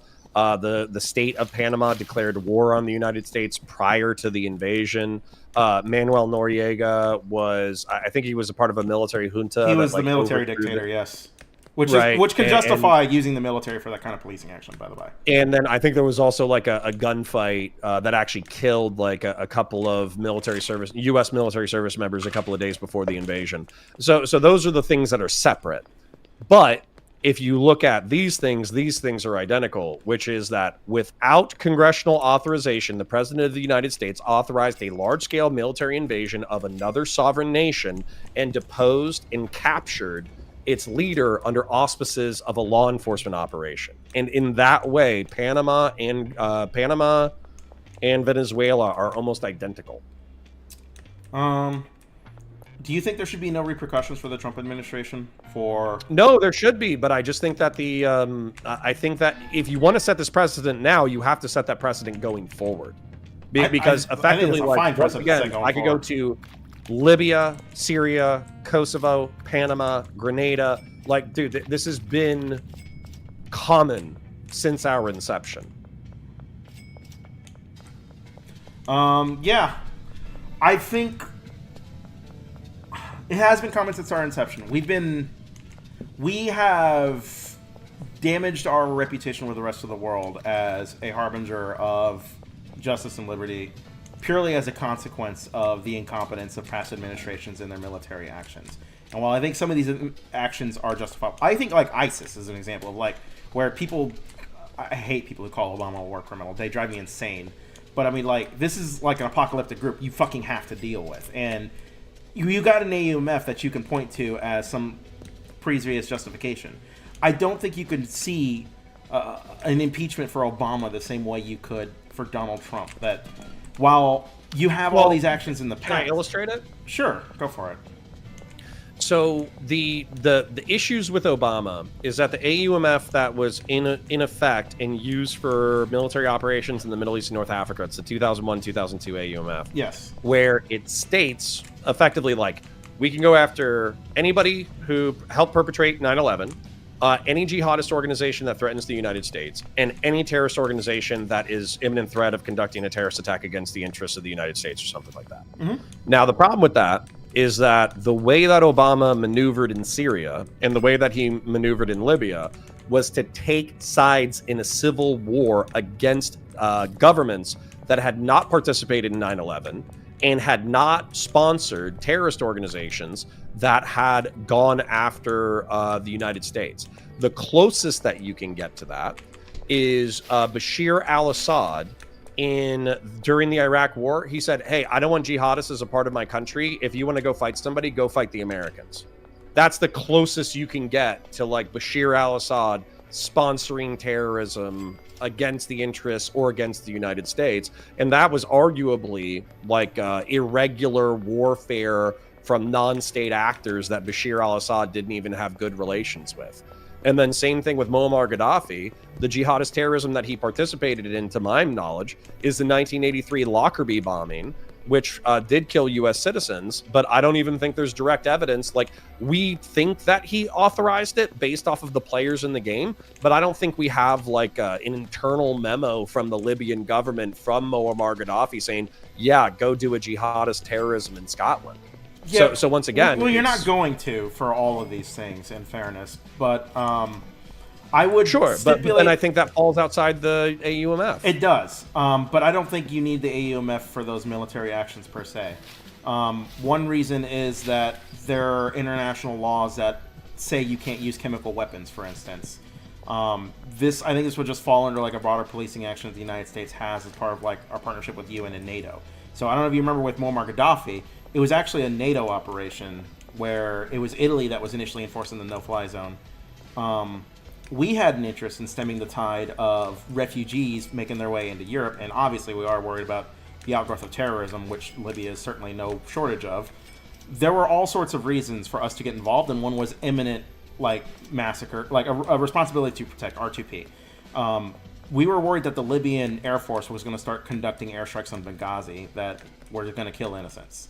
And that's why we joined Italy in the no-fly zone. And with Bashar al-Assad, it was his use of chemical weapons in Damascus that it's like, okay, well, you can't just let this slide, especially after and unfortunately Obama did let it slide with that pussy ass red line. I'm perfectly okay with all of your geopolitical arguing. Actually, the person that I argued with, Lactoid, that I think your line of argumentation marries up neatly with, is that Lactoid was stating that there was a legal theorist who backed up Obama during the Obama administration, and what he said was that the threshold that Congress was authorized to, based off of like the historical analysis of conduct of warfare within the United States of America and without, was that pretty much declaring open war between nation states, so nation being the people, state being the government, that is Congress's responsibility.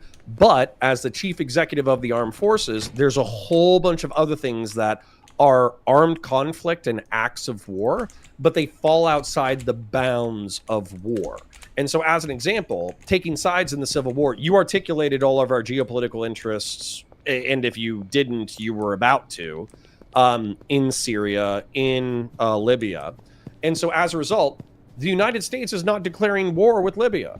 It's not declaring war with Syria. We're engaged in limited military actions to serve some geopolitical or legalistic purpose, which is not technically warfare. But if that is the case, that also applies in Venezuela, where the strike was limited. It was only within 24 to 48 hours. We had a limited goal. Now, Trump acting like Venezuela is the 51st state now kind of does away with that excuse. But that doesn't mean that if the actions stay limited as they are now, that Trump should be any more impeachable than any other president of the United States who engaged in a similar action. I think we're just gonna have to agree to disagree on this one.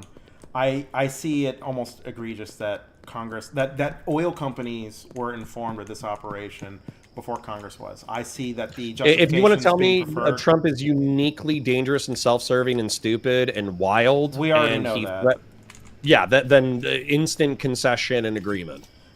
So I think the motivations behind this and the way it has damaged the reputation and credibility of the United States with our allies, with regional powers, and even within our own country, even with what's going to happen when this goes to court and the court rules that this was illegal action and Maduro needs to be released because he's got sovereign immunity. Like, we're going to hit these fucking walls eventually. So this doesn't... No, I think that is good. It just means we're not doing a good job in the way we conducted this operation.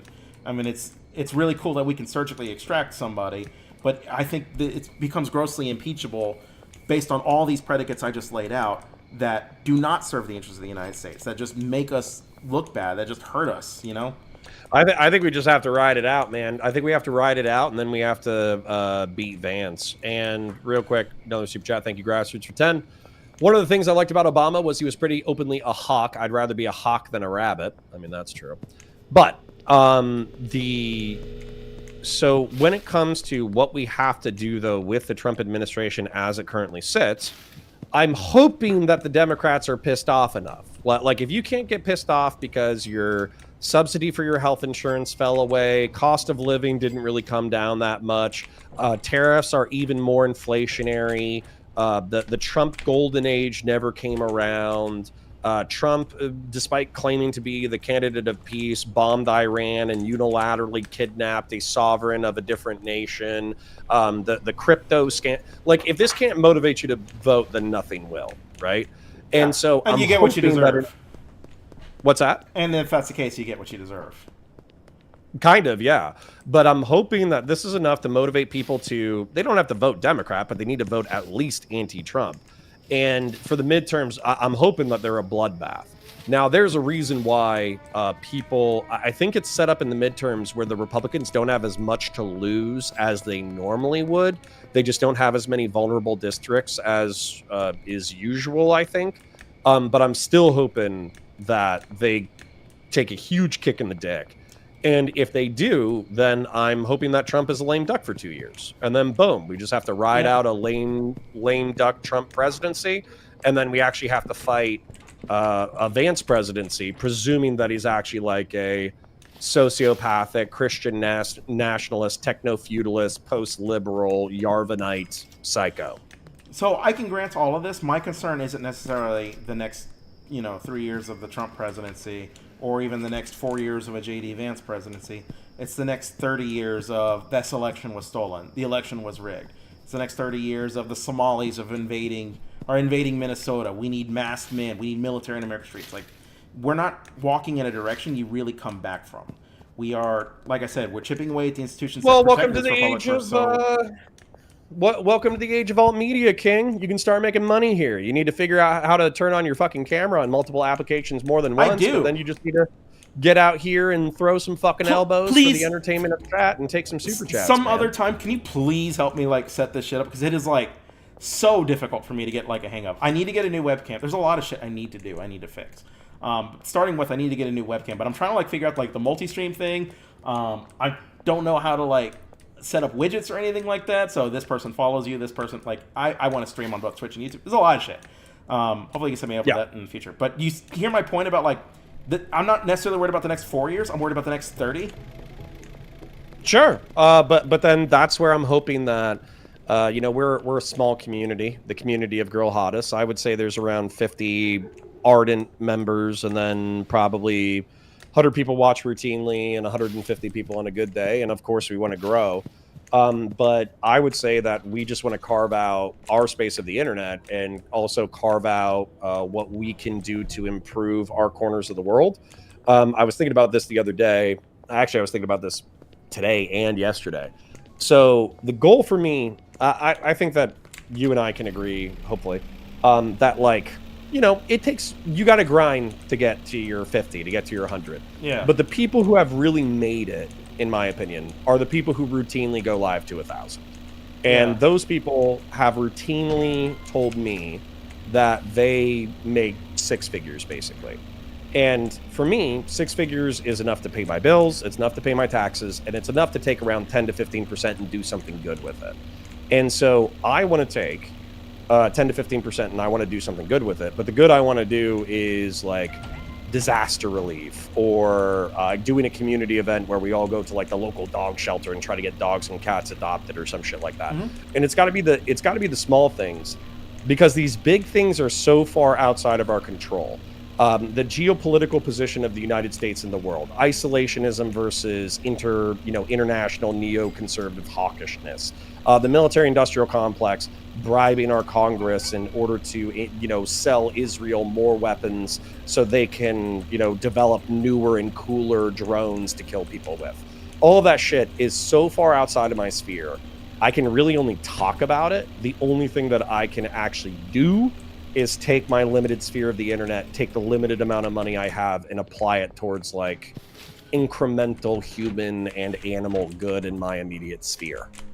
I'm prone to pessimistic thoughts. There are two things that I see as being like an immediate issue with that. One is the sort of competition you have in this sphere is not high substance, not high quality. Like the second you have to explain anything more complicated than level 1 to people, they tune out. Then there's also the frequency of it. So we have basically like North Korea style propaganda coming from our government that people take on as like legitimate talking points, and it works. Like the wild thing is they don't even recognize it as propaganda. They fall for fake news. People fall for fake news all the fucking time. And in the next 20 to 30 years, I don't see that changing. I don't see our social media companies doing anything to engineer a different outcome. And the Republican Party is clearly not incentivized to engineer a different outcome from that.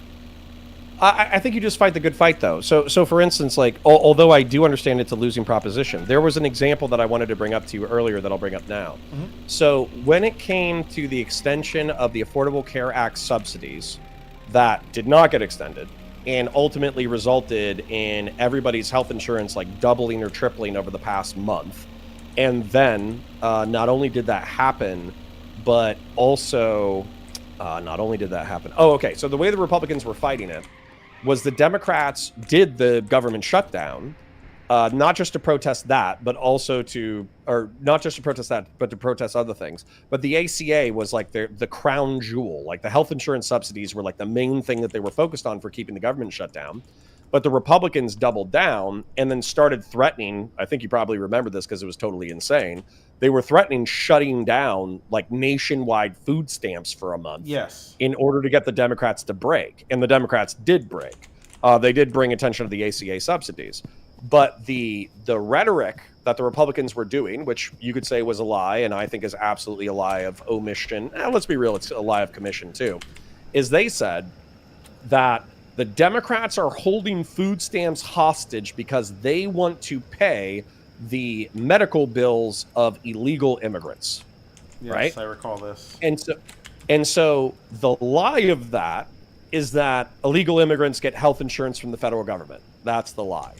The truth of it is that, at least as far as I understand it, is that the federal government was reimbursing emergency rooms who had undocumented immigrants come in for emergency health care, and then they paid for that emergency health care because obviously the illegal immigrant doesn't have the money or the resources or the time or the insurance to reimburse the hospital. Yeah, well, the big irony of this is if they would open the ACA to illegal immigrants, the federal government wouldn't have to reimburse anybody because they would be the ones paying the insurance. Well, right, but good luck with that. So the point is though that now the smoke screen, the lie, hopefully is relatively revealed to people, where the rich people might have a slight decrease in medical insurance premiums because everybody else is paying more. But then realistically, I think everybody's health insurance went up. Everybody. Across the board, even the middle class, even the upper middle class, even the lower class. And so as a result, hopefully they go, oh shit, Republicans are a bunch of line defrauding motherfuckers.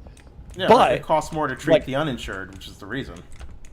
But you can fight for, the Democrats are better, but I would rather fight for, hey, Republicans, how about we actually live up to the rhetoric?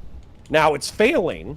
I have not succeeded so far at all. I have convinced 3 people to be better Republicans, and they were all libertarian, okay?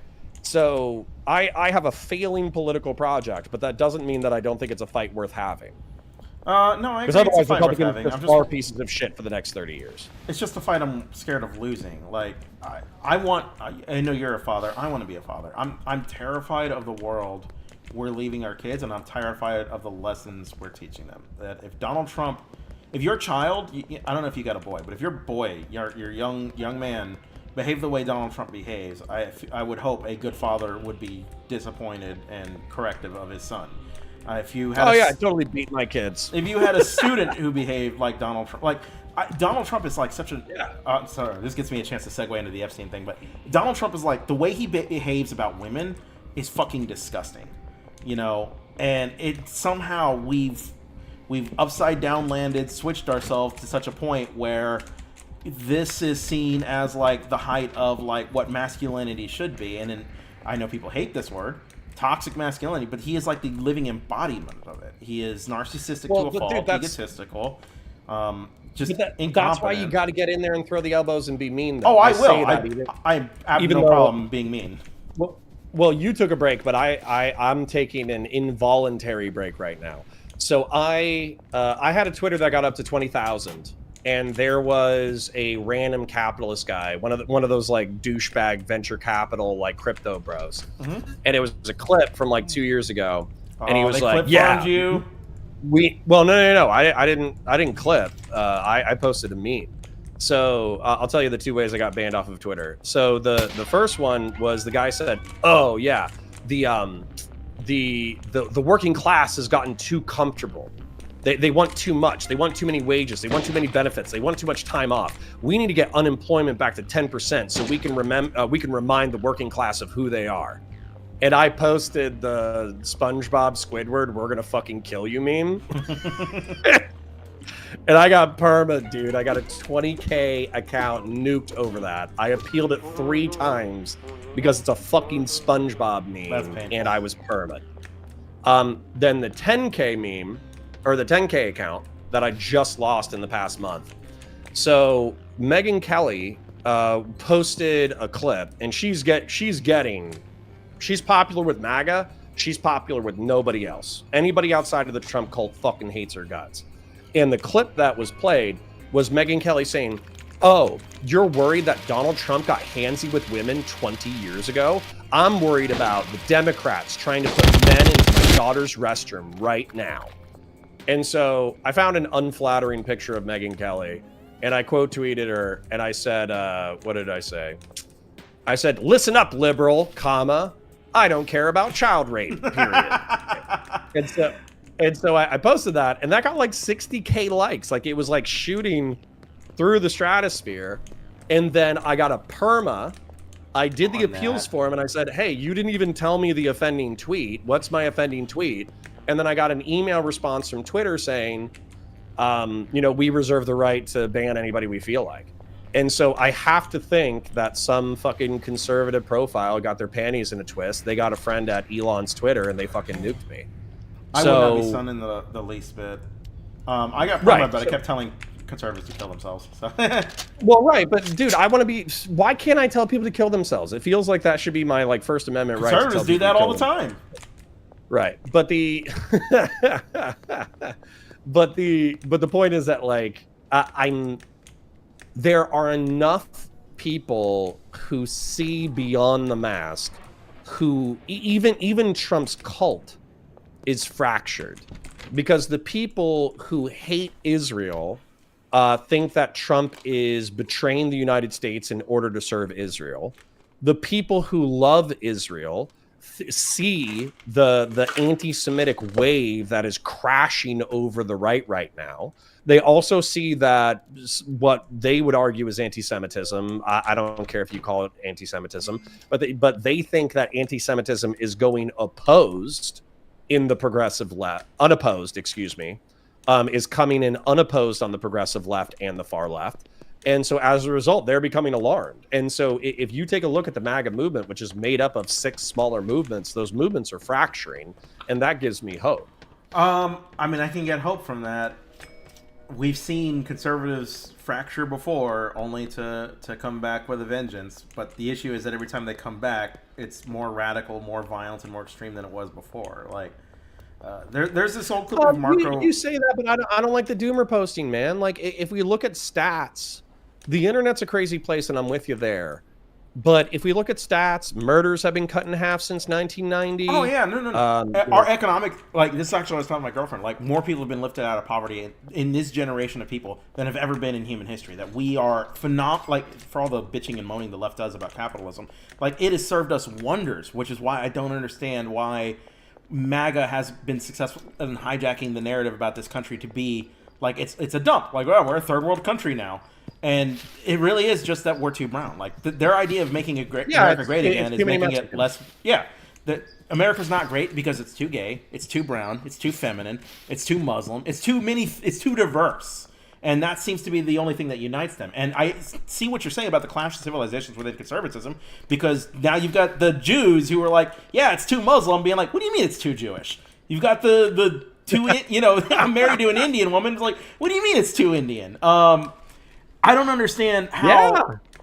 Dude, did you see Vivek Ramaswamy take a shellacking? Yes, because and I loved it. It was funny. High skill immigrants are the backbone of this nation, and we need to continue to have like H-1B and special visas from India and China, and we need to recruit the world's best. And then there was like a 3-day MAGA civil war between the people who wanted technocratically competent, or I say technocratically probably incorrectly, but they wanted skilled, high-quality immigrants of any background and any religion to come in to enhance the American economy. And those were less people, but they're more powerful people and they're more rich people fighting an army of like middle-class and working-class white guys who were like, no, fuck you, they took my job. Like, that's... Dude, there's unsustainable contradictions in the right wing. And then something that I talked to a guy named Ryan Getty. I've been singing his praises all week. Mm-hmm. Ryan Getty said something that I really liked, because I'm always trying to like solidify definitions and ideology and push in a specific direction and get the perfect word to describe myself and describe the people that I want to work with. And what Ryan said, which was actually kind of psychologically alleviating, he was like, I'm not trying to get the perfect policy and the perfect ideology. I'm trying to push in a direction. And I that's been ringing in my head for like 48 hours now, maybe 96 hours now, where I don't want to push far right. The right's already lost its fucking mind. I also don't want to push far left, because I view the far left, if they seize enough power, they will be as dangerous as the far right. I kind of want to push center and up. Right? Like center and towards the future. And I'm not going to have the perfect words or perfect ideology, but that's the direction I'm going in. And that's the best I have for now. Yeah, I want patriotic Americans, but like my understanding of patriotism is very, very different from what it seems to be like the new conservative brand of patriotism, which is just, masked men in the streets and soldiers doing our patrolling for us and our policing for us. A patriotic American truly supports the ideas of liberty for all. And the Republican Party just doesn't. And a lot of ways the Democratic Party does it too. They have their own issues. Don't think they're not getting any smoke either. But there's a lack of defined patriotism for this country. There's a lack of identity for this country around what it means to be a patriotic Americans. And the only ones who are doing the definition for us is MAGA, and their definitions are totally exclusive of everything that's previously defined being an American. Like, being a nation of immigrants shouldn't be a controversial statement. And if you look at the data from immigrants... it just feels weak and pussy, because they would say, no, we're a nation of settlers and conquerors. But what I would say, though, is I hear you on that, but I think that this is the exact same conversation I had with Ryan Getty, and like I need we kind of came up with the term torch liberal and like torch Republican.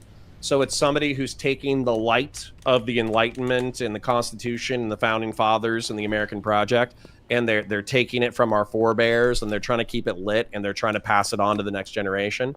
So I want to be a torch Republican, and I want you and Ryan Getty and other people to be torch liberals. But I think that liberalism itself is not enough. And what I mean by that is I kind of define liberalism in political philosophy as like maximal human freedom, right? Now that's too broad, too specific, or too broad, excuse me. But what I mean by that is that like liberals argue about how do we craft the nation state in such a way that we give people as many choices to fulfill their potential as possible. And that's oftentimes the way that the liberals view the world. But then what conservatives and what far leftists and what far right wingers are kind of saying are like, well, that's not enough, because you're not actually telling people how to live. And within this framework of maximal possibility and choice, there's a lot of good choices and there's a lot of bad choices. Can we get an example? Because I'm not sure I agree with this at all. I feel like liberals put a stake in the ground pretty clearly about the things they want you to live for. Like notions of equality. I would say abortion's morally neutral. I would say that drug consumption is morally neutral, particularly if you avoid consequence. I would say sexual behavior is morally neutral as long as you avoid negative consequence. Yeah, I would say that liberals are pretty apathetic about a lot of these topics. I don't know that I would say or very moral relativist. Well, that might be the case. I don't think there's any liberal that's like, you know what you should do? You should take drugs and be a prostitute. You know, like, it feels... Well, maybe yeah, I'm but just there's plenty of them that'll say, here. oh, that's like morally neutral as long as you don't hurt yourself. I mean, as opposed to morally wrong, like once you add the moral term to it, it starts to load it a bit more, because now it's saying that those who are prostitutes, who do have to have sex to get by, they themselves are immoral for one reason or another, when in effect they're selling their labor in a capitalist economy the way everybody else does. Yeah, but that is the argument from conservatives, which once again, you know, I identify with Burke, I identify with some of the neos, but that's the argument, is that like, no, you still should have something to say about moral context and the way that human beings conduct their lives. So as an example, if there's an 18-year-old girl and she's looking at her options, let's say it's like Sophie Rain, right? So Sophie Rain made what, like $200 million or something like that just for being hot. She's full disclosure, I have no idea who this is, but go on. Okay, it's just like an OnlyFans girl who made an absurd amount of money, tens of millions. Of course, I have no idea who this is, because my wife's fiance is listening. I have no idea. Absolutely, yeah. Nobody knows who this girl is, yeah. But she somehow makes tens of millions of dollars just for the crime and virtue of being attractive. Okay, now there is, for a liberal, there's actually, she's probably doing it better than most, because she's not even doing like hardcore pornography. She's doing softcore pornography. And so she is making tens of millions of dollars. All of the consumers are voluntary. She's voluntarily participating in the market. Actually, on the scale of things, compared to like dealing heroin or crack or hardcore pornography, this is probably not that bad compared to a lot of other people participating in the American economy. However, what a conservative would say is that they don't care, like not a fiscal conservative, okay, a social conservative. Yeah. What a social conservative would say is that your beauty and your sexuality is part of what God has given you. You should not be giving it out casually to other people. You should not be commodifying it for personal profit. There are people who are giving you money and giving you sexual and social attention who are neglecting the people in their lives who are real flesh and blood. Yeah, they present a positive vision. Social and sexual attention. They present a very good positive vision, but their answer to all that is restraint. Like, we should throw you in jail if you're not preserving your body the way God intended. You know, but they don't treat drug use like it's a healthcare issue. They treat it like. But even when I have this kind of discussion with liberals, man, like probably 60 or 70% of my audience is liberal, and probably 30 or 40% of them are like conservatarian, emphasis on libertarian. So they take the position that as long as you're avoiding the deleterious effects of these behaviors, then it's no skin off of their ass, and they think you should be able to do it. Whereas what I'm arguing is like, no, cultural criticism, putting a pressure on it, saying, no, this is bad behavior and should not be indulged in, is a perfectly normal and rational thing that we probably used to do a lot more 50 or 70 years ago. And it's fallen out of favor socially. I think it needs to come back. It has. I don't know that anybody's like, you know what we need to do is more drugs.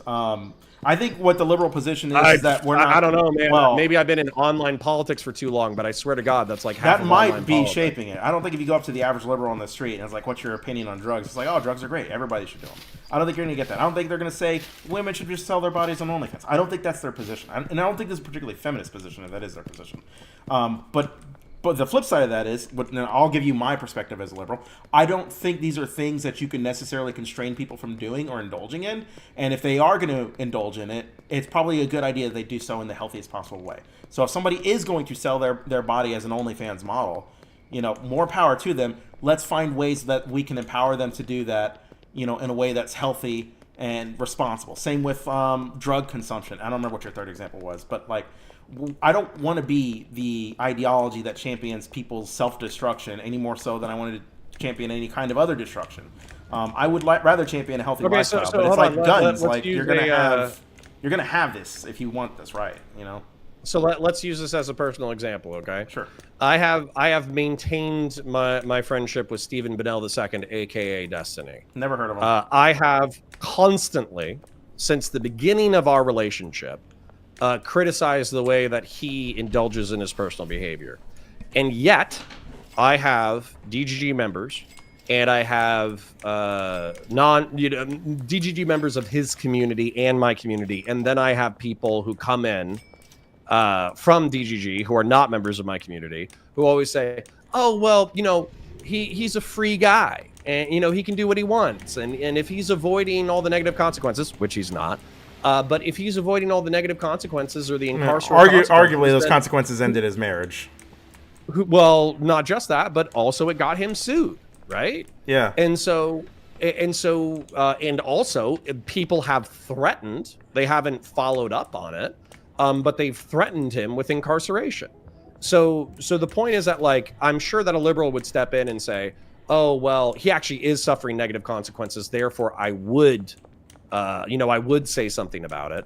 But I'm saying, why don't you say something about it before he suffers all of those negative consequences? Why don't you say, "Hey, bro, that's probably not a good way to live." Well, for most people, I don't think they have that way, and they've either hurt themselves or hurt other people or killed themselves doing it. Most people don't have the willpower to do it. That's the blunt answer. I don't think a lot of people have the mental RAM to come up with an actual position on what the good and bad is of such a lifestyle, without somebody like Destiny or myself or cowards. you.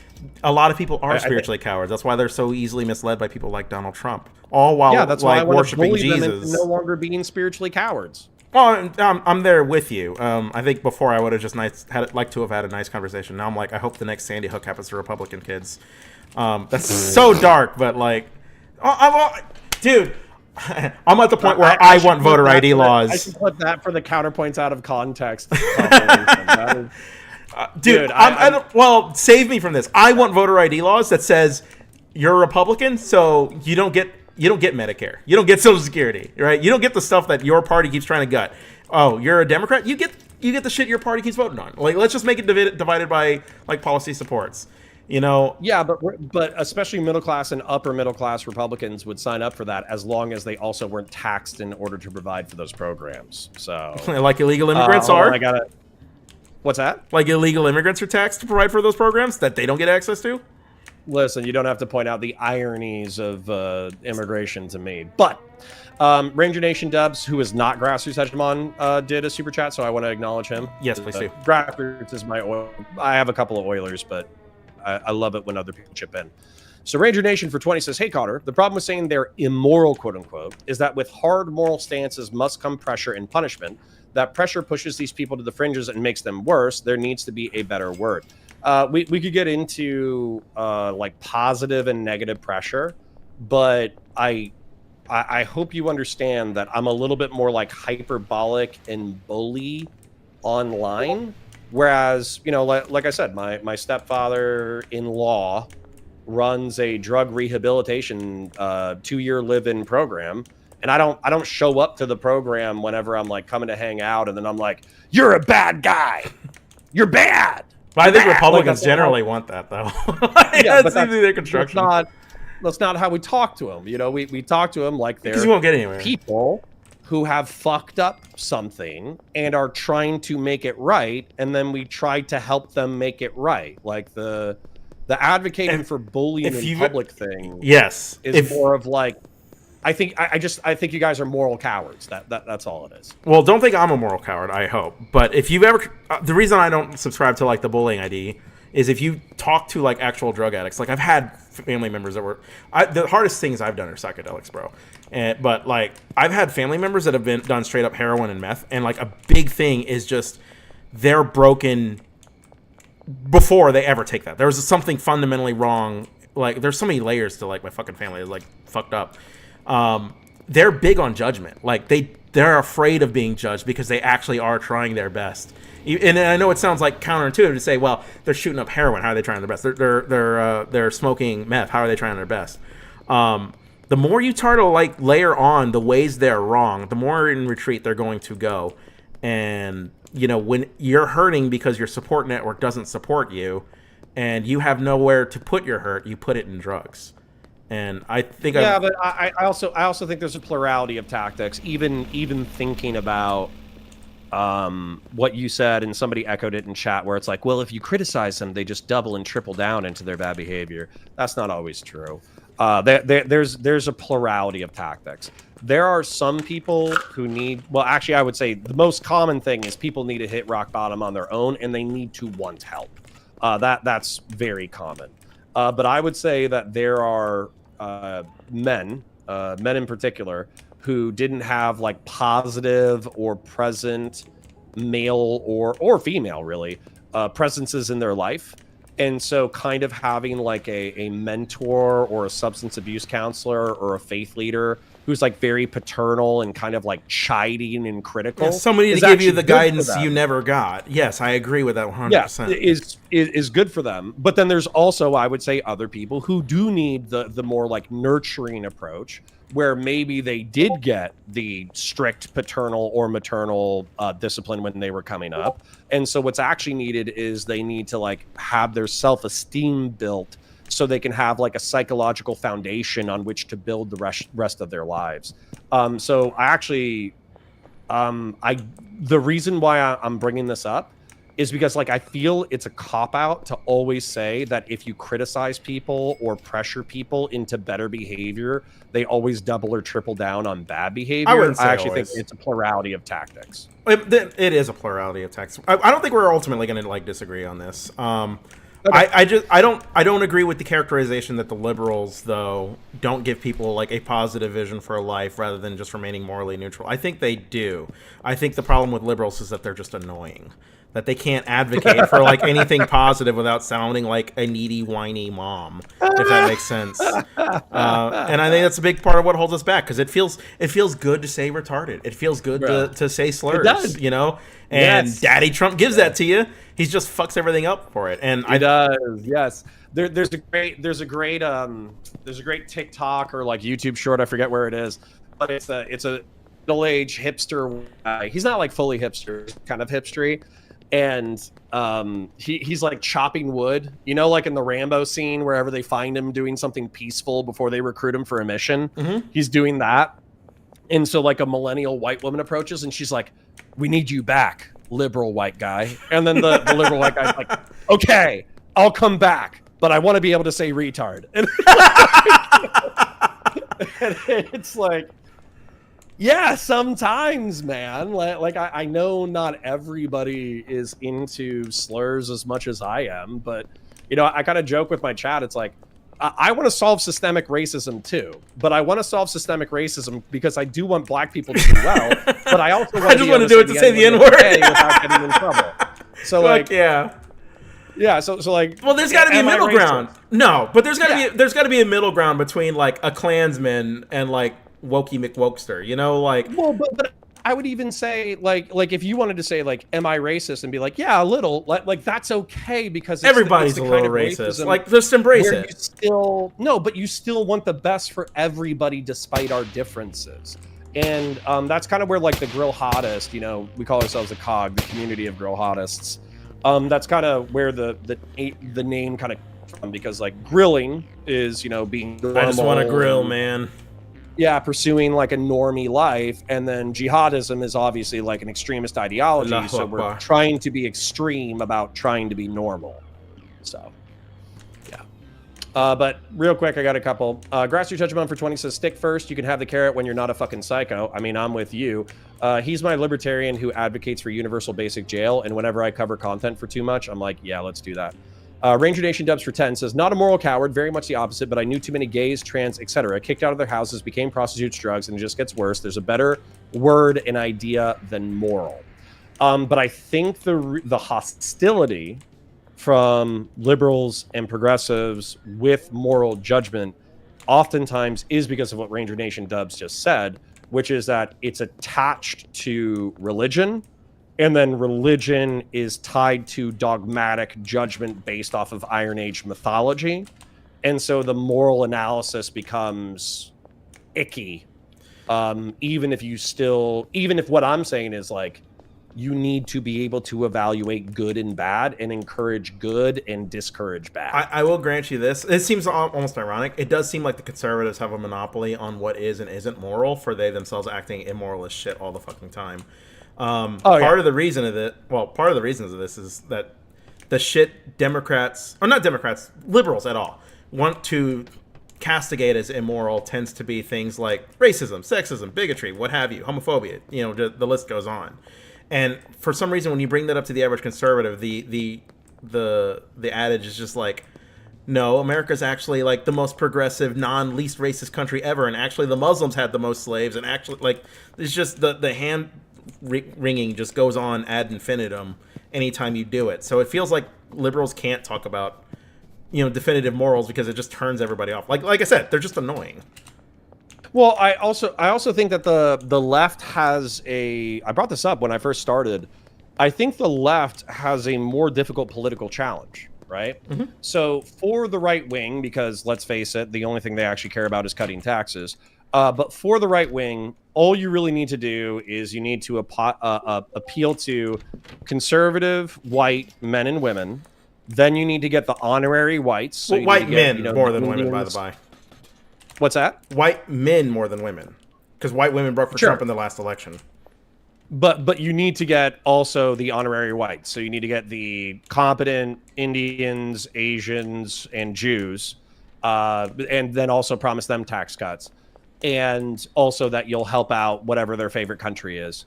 And so once you build up that coalition is actually relatively coherent because they're all conservative. They're either socially conservative or fiscally conservative. There's some kind of conservative like thing underneath them. Whereas I think on the left, it's actually more difficult because it's made up of a broader coalition of tribes that don't all have the same problems. Nor the same interests. Take discrete solutions to address. Yes. So when you have Black Americans or immigrant Hispanics or Asians that have been left behind or whatever, the gays, the transes, whatever, they all need different solutions, and also you can't cater to them all at one time. And so sometimes when you cater to one of the coalition groups too much, the other coalition group feels like they're being neglected, and then you have to go back to them and back and forth and back and forth. Yeah. So I think being a lefty is actually more politically difficult. It is. Well, just to delineate here, when you say lefty, are we including liberal Democrat in that? I'm considering everybody left of Bill Clinton. Okay, then completely, 100%. Our failing on the left has been our inability to carve out an American identity that does incorporate, like, as weird as it sounds, people of different racial groups and people of different cultural groups in ways that conservatives haven't. Because you nailed it perfectly. They find these groups that they can make honorary whites. They still talk in racially coded language. And they still talk in religiously superior language. And Democrats, for all it's in a weird way, almost erase, diverse cultures by championing how diversity is like our strength.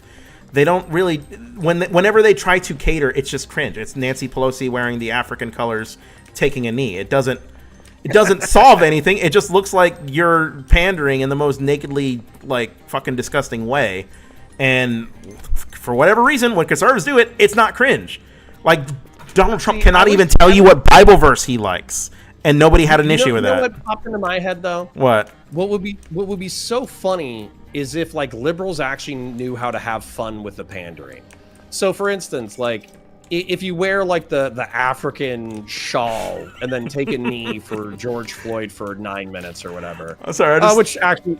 Hillary Clinton had fun with the pandering. Just Pokemon Go to the polls was fun with pandering. Honestly, in retrospect, that was cringe, but I honestly thought that was pretty funny. I thought that was funny as fuck. Yeah. What was I thinking, though? But I think, like, if everybody didn't get so fucking ass mad, you could have fun with it.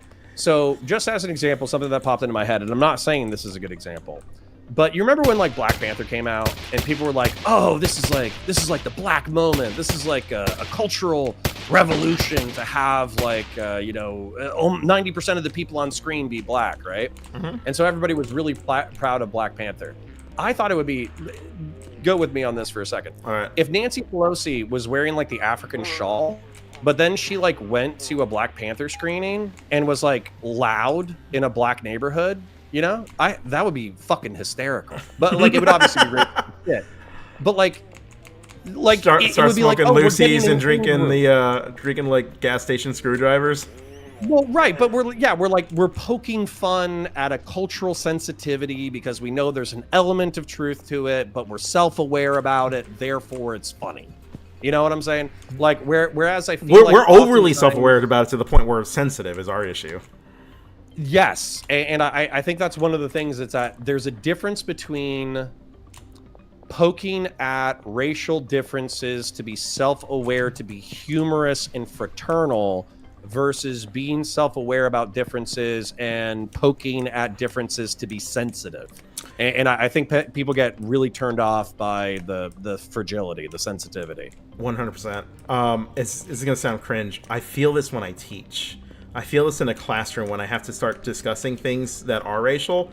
It's like everybody's anus like collectively like tightens. Like they're scared of the conversation because like if I have to mention slavery, and I have to ask a black student a question, it's just the students like snigger because it's like a weird social taboo.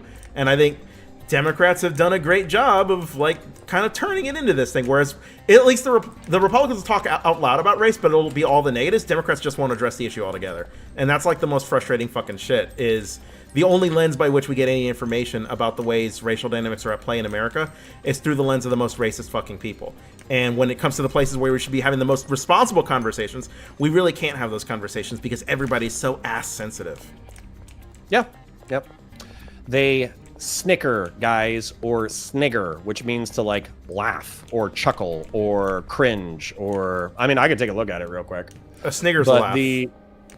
Yeah. So and now they're like, what? They what? And it's like, yeah. Oh my god, did I use the wrong word? Oh my god. No, I didn't even think of that. You did. It says laugh in a half-suppressed, typically scornful way. Yes. A half-suppressed, typically scornful laugh. Hi guys. You were trying to be sensitive, and it didn't even work. Now I'm gonna Google snicker definition real quick. I think they mean the same thing. And actually, snicker is saying the same thing. Yeah, I think they mean the same thing.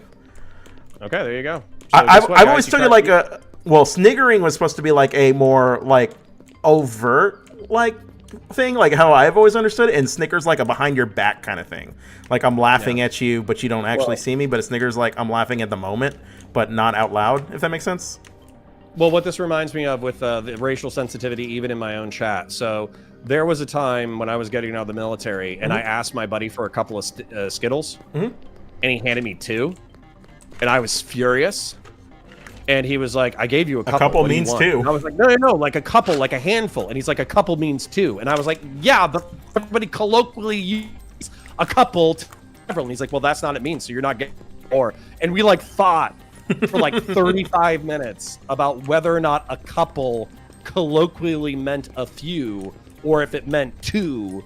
And he ended up being right. He was totally right. A couple is 2, and I was furious. Let's get back to politics. Or are you running out of time?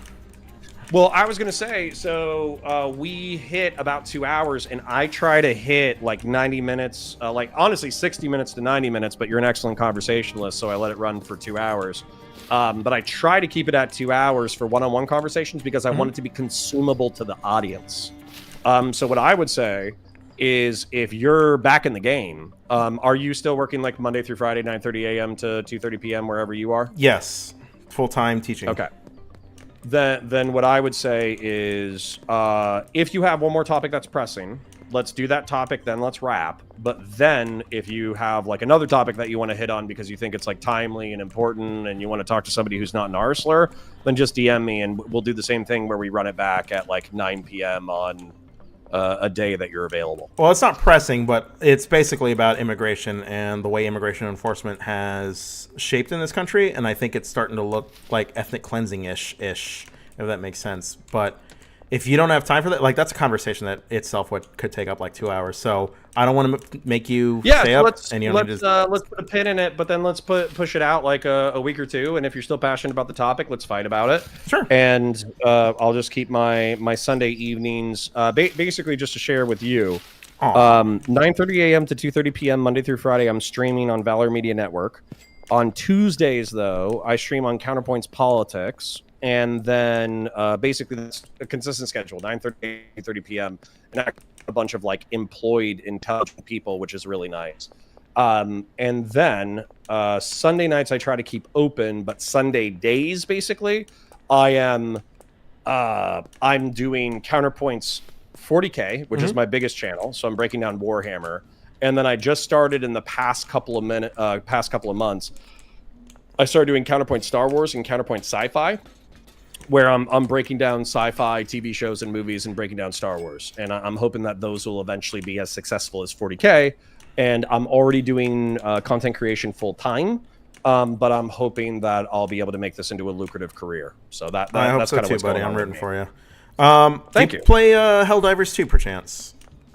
I do. I don't have time for gaming, but we've been talking about bringing back a game night for like months. I remember now. you used to do Halo or something, right?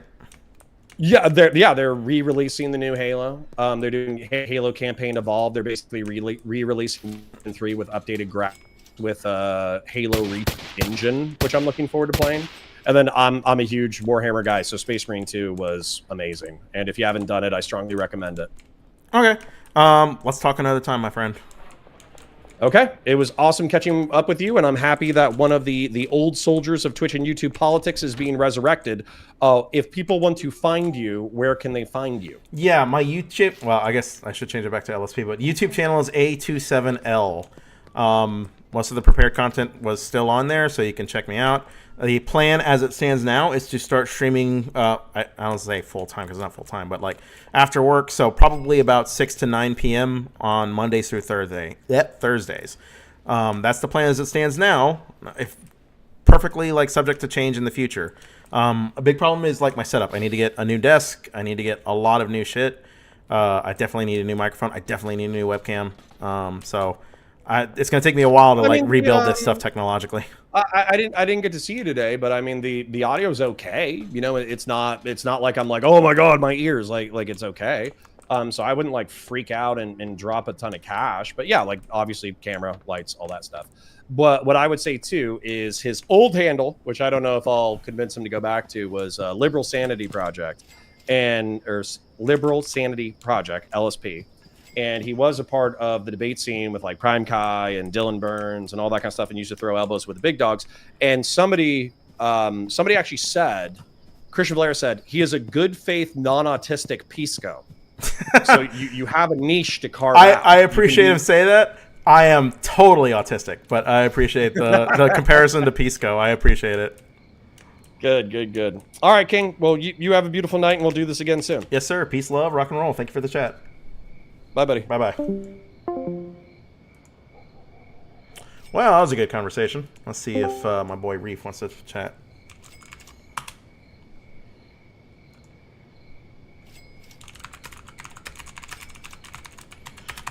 Yeah, there's so many issues. So I think the thing I wanted to discuss in particular was that the way immigration enforcement's taken place in this country since the ascendancy of Donald Trump has been running afoul of the law time and time again. So there's court order after court order telling Donald Trump he can't do something in it before he just turns around and does it. For example, the deporting the migrants under the Aliens Enemies Act is like one example. The rhetoric feels like insanely white nationalist, feels insanely like racially aggressive. There's this image that the Department of Homeland Security posted, which was like America when you deport 100 million immigrants, and it's like a picture of like a picturesque beach, and it's just so chill and relaxing, and it's kind of just saying like, if we get rid of 100 million immigrants, deport them, this is what we could be. America doesn't have 100 million immigrants. You only get there if you combine the population of Hispanic Americans and Black Americans, which is disconcerting. Like, how do you come up with this number in particular? And then there's the way people talk about it, which is the big problem with the conservative right is they talk about immigration enforcement like it's something to do to people as an intimidation tactic. That anytime somebody, like when Judge Boasberg handed down the ruling that was anti to Donald Trump, people were not just saying impeach him, they were saying lock him up or deport him.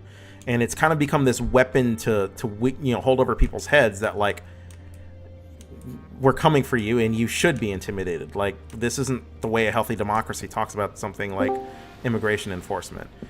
You know, there are responsible ways to do immigration enforcement. The Trump administration is not doing immigration enforcement in a responsible way whatsoever. And I feel very, very frustrated that when I try to have these conversations with Trumples, it feels like it's like Schrodinger's Trumple. Like, they will espouse like the most racist and aggressive, xenophobic shit when it comes to immigrants, but they themselves will deny that any racism or xenophobia underpins anything to immigration reform. It's just, you should just follow the law. The law means the law. Follow the law. It's the same meme every time. So, what's up, Reef? I'm sorry, I was streaming. What's up, my guy? Nothing much. Yeah, I was just streaming with Connor. We were talking about good politics shit. Wow. Yeah. About immigration enforcement. No, unfortunately, we kind of had to table the immigration enforcement talk. We're saving it for next Sunday from the looks of things.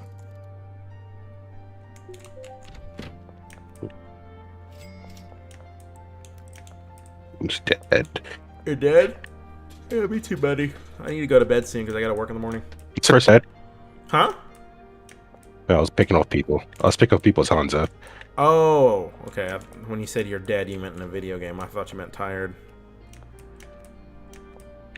No, I just like picked off 3 people.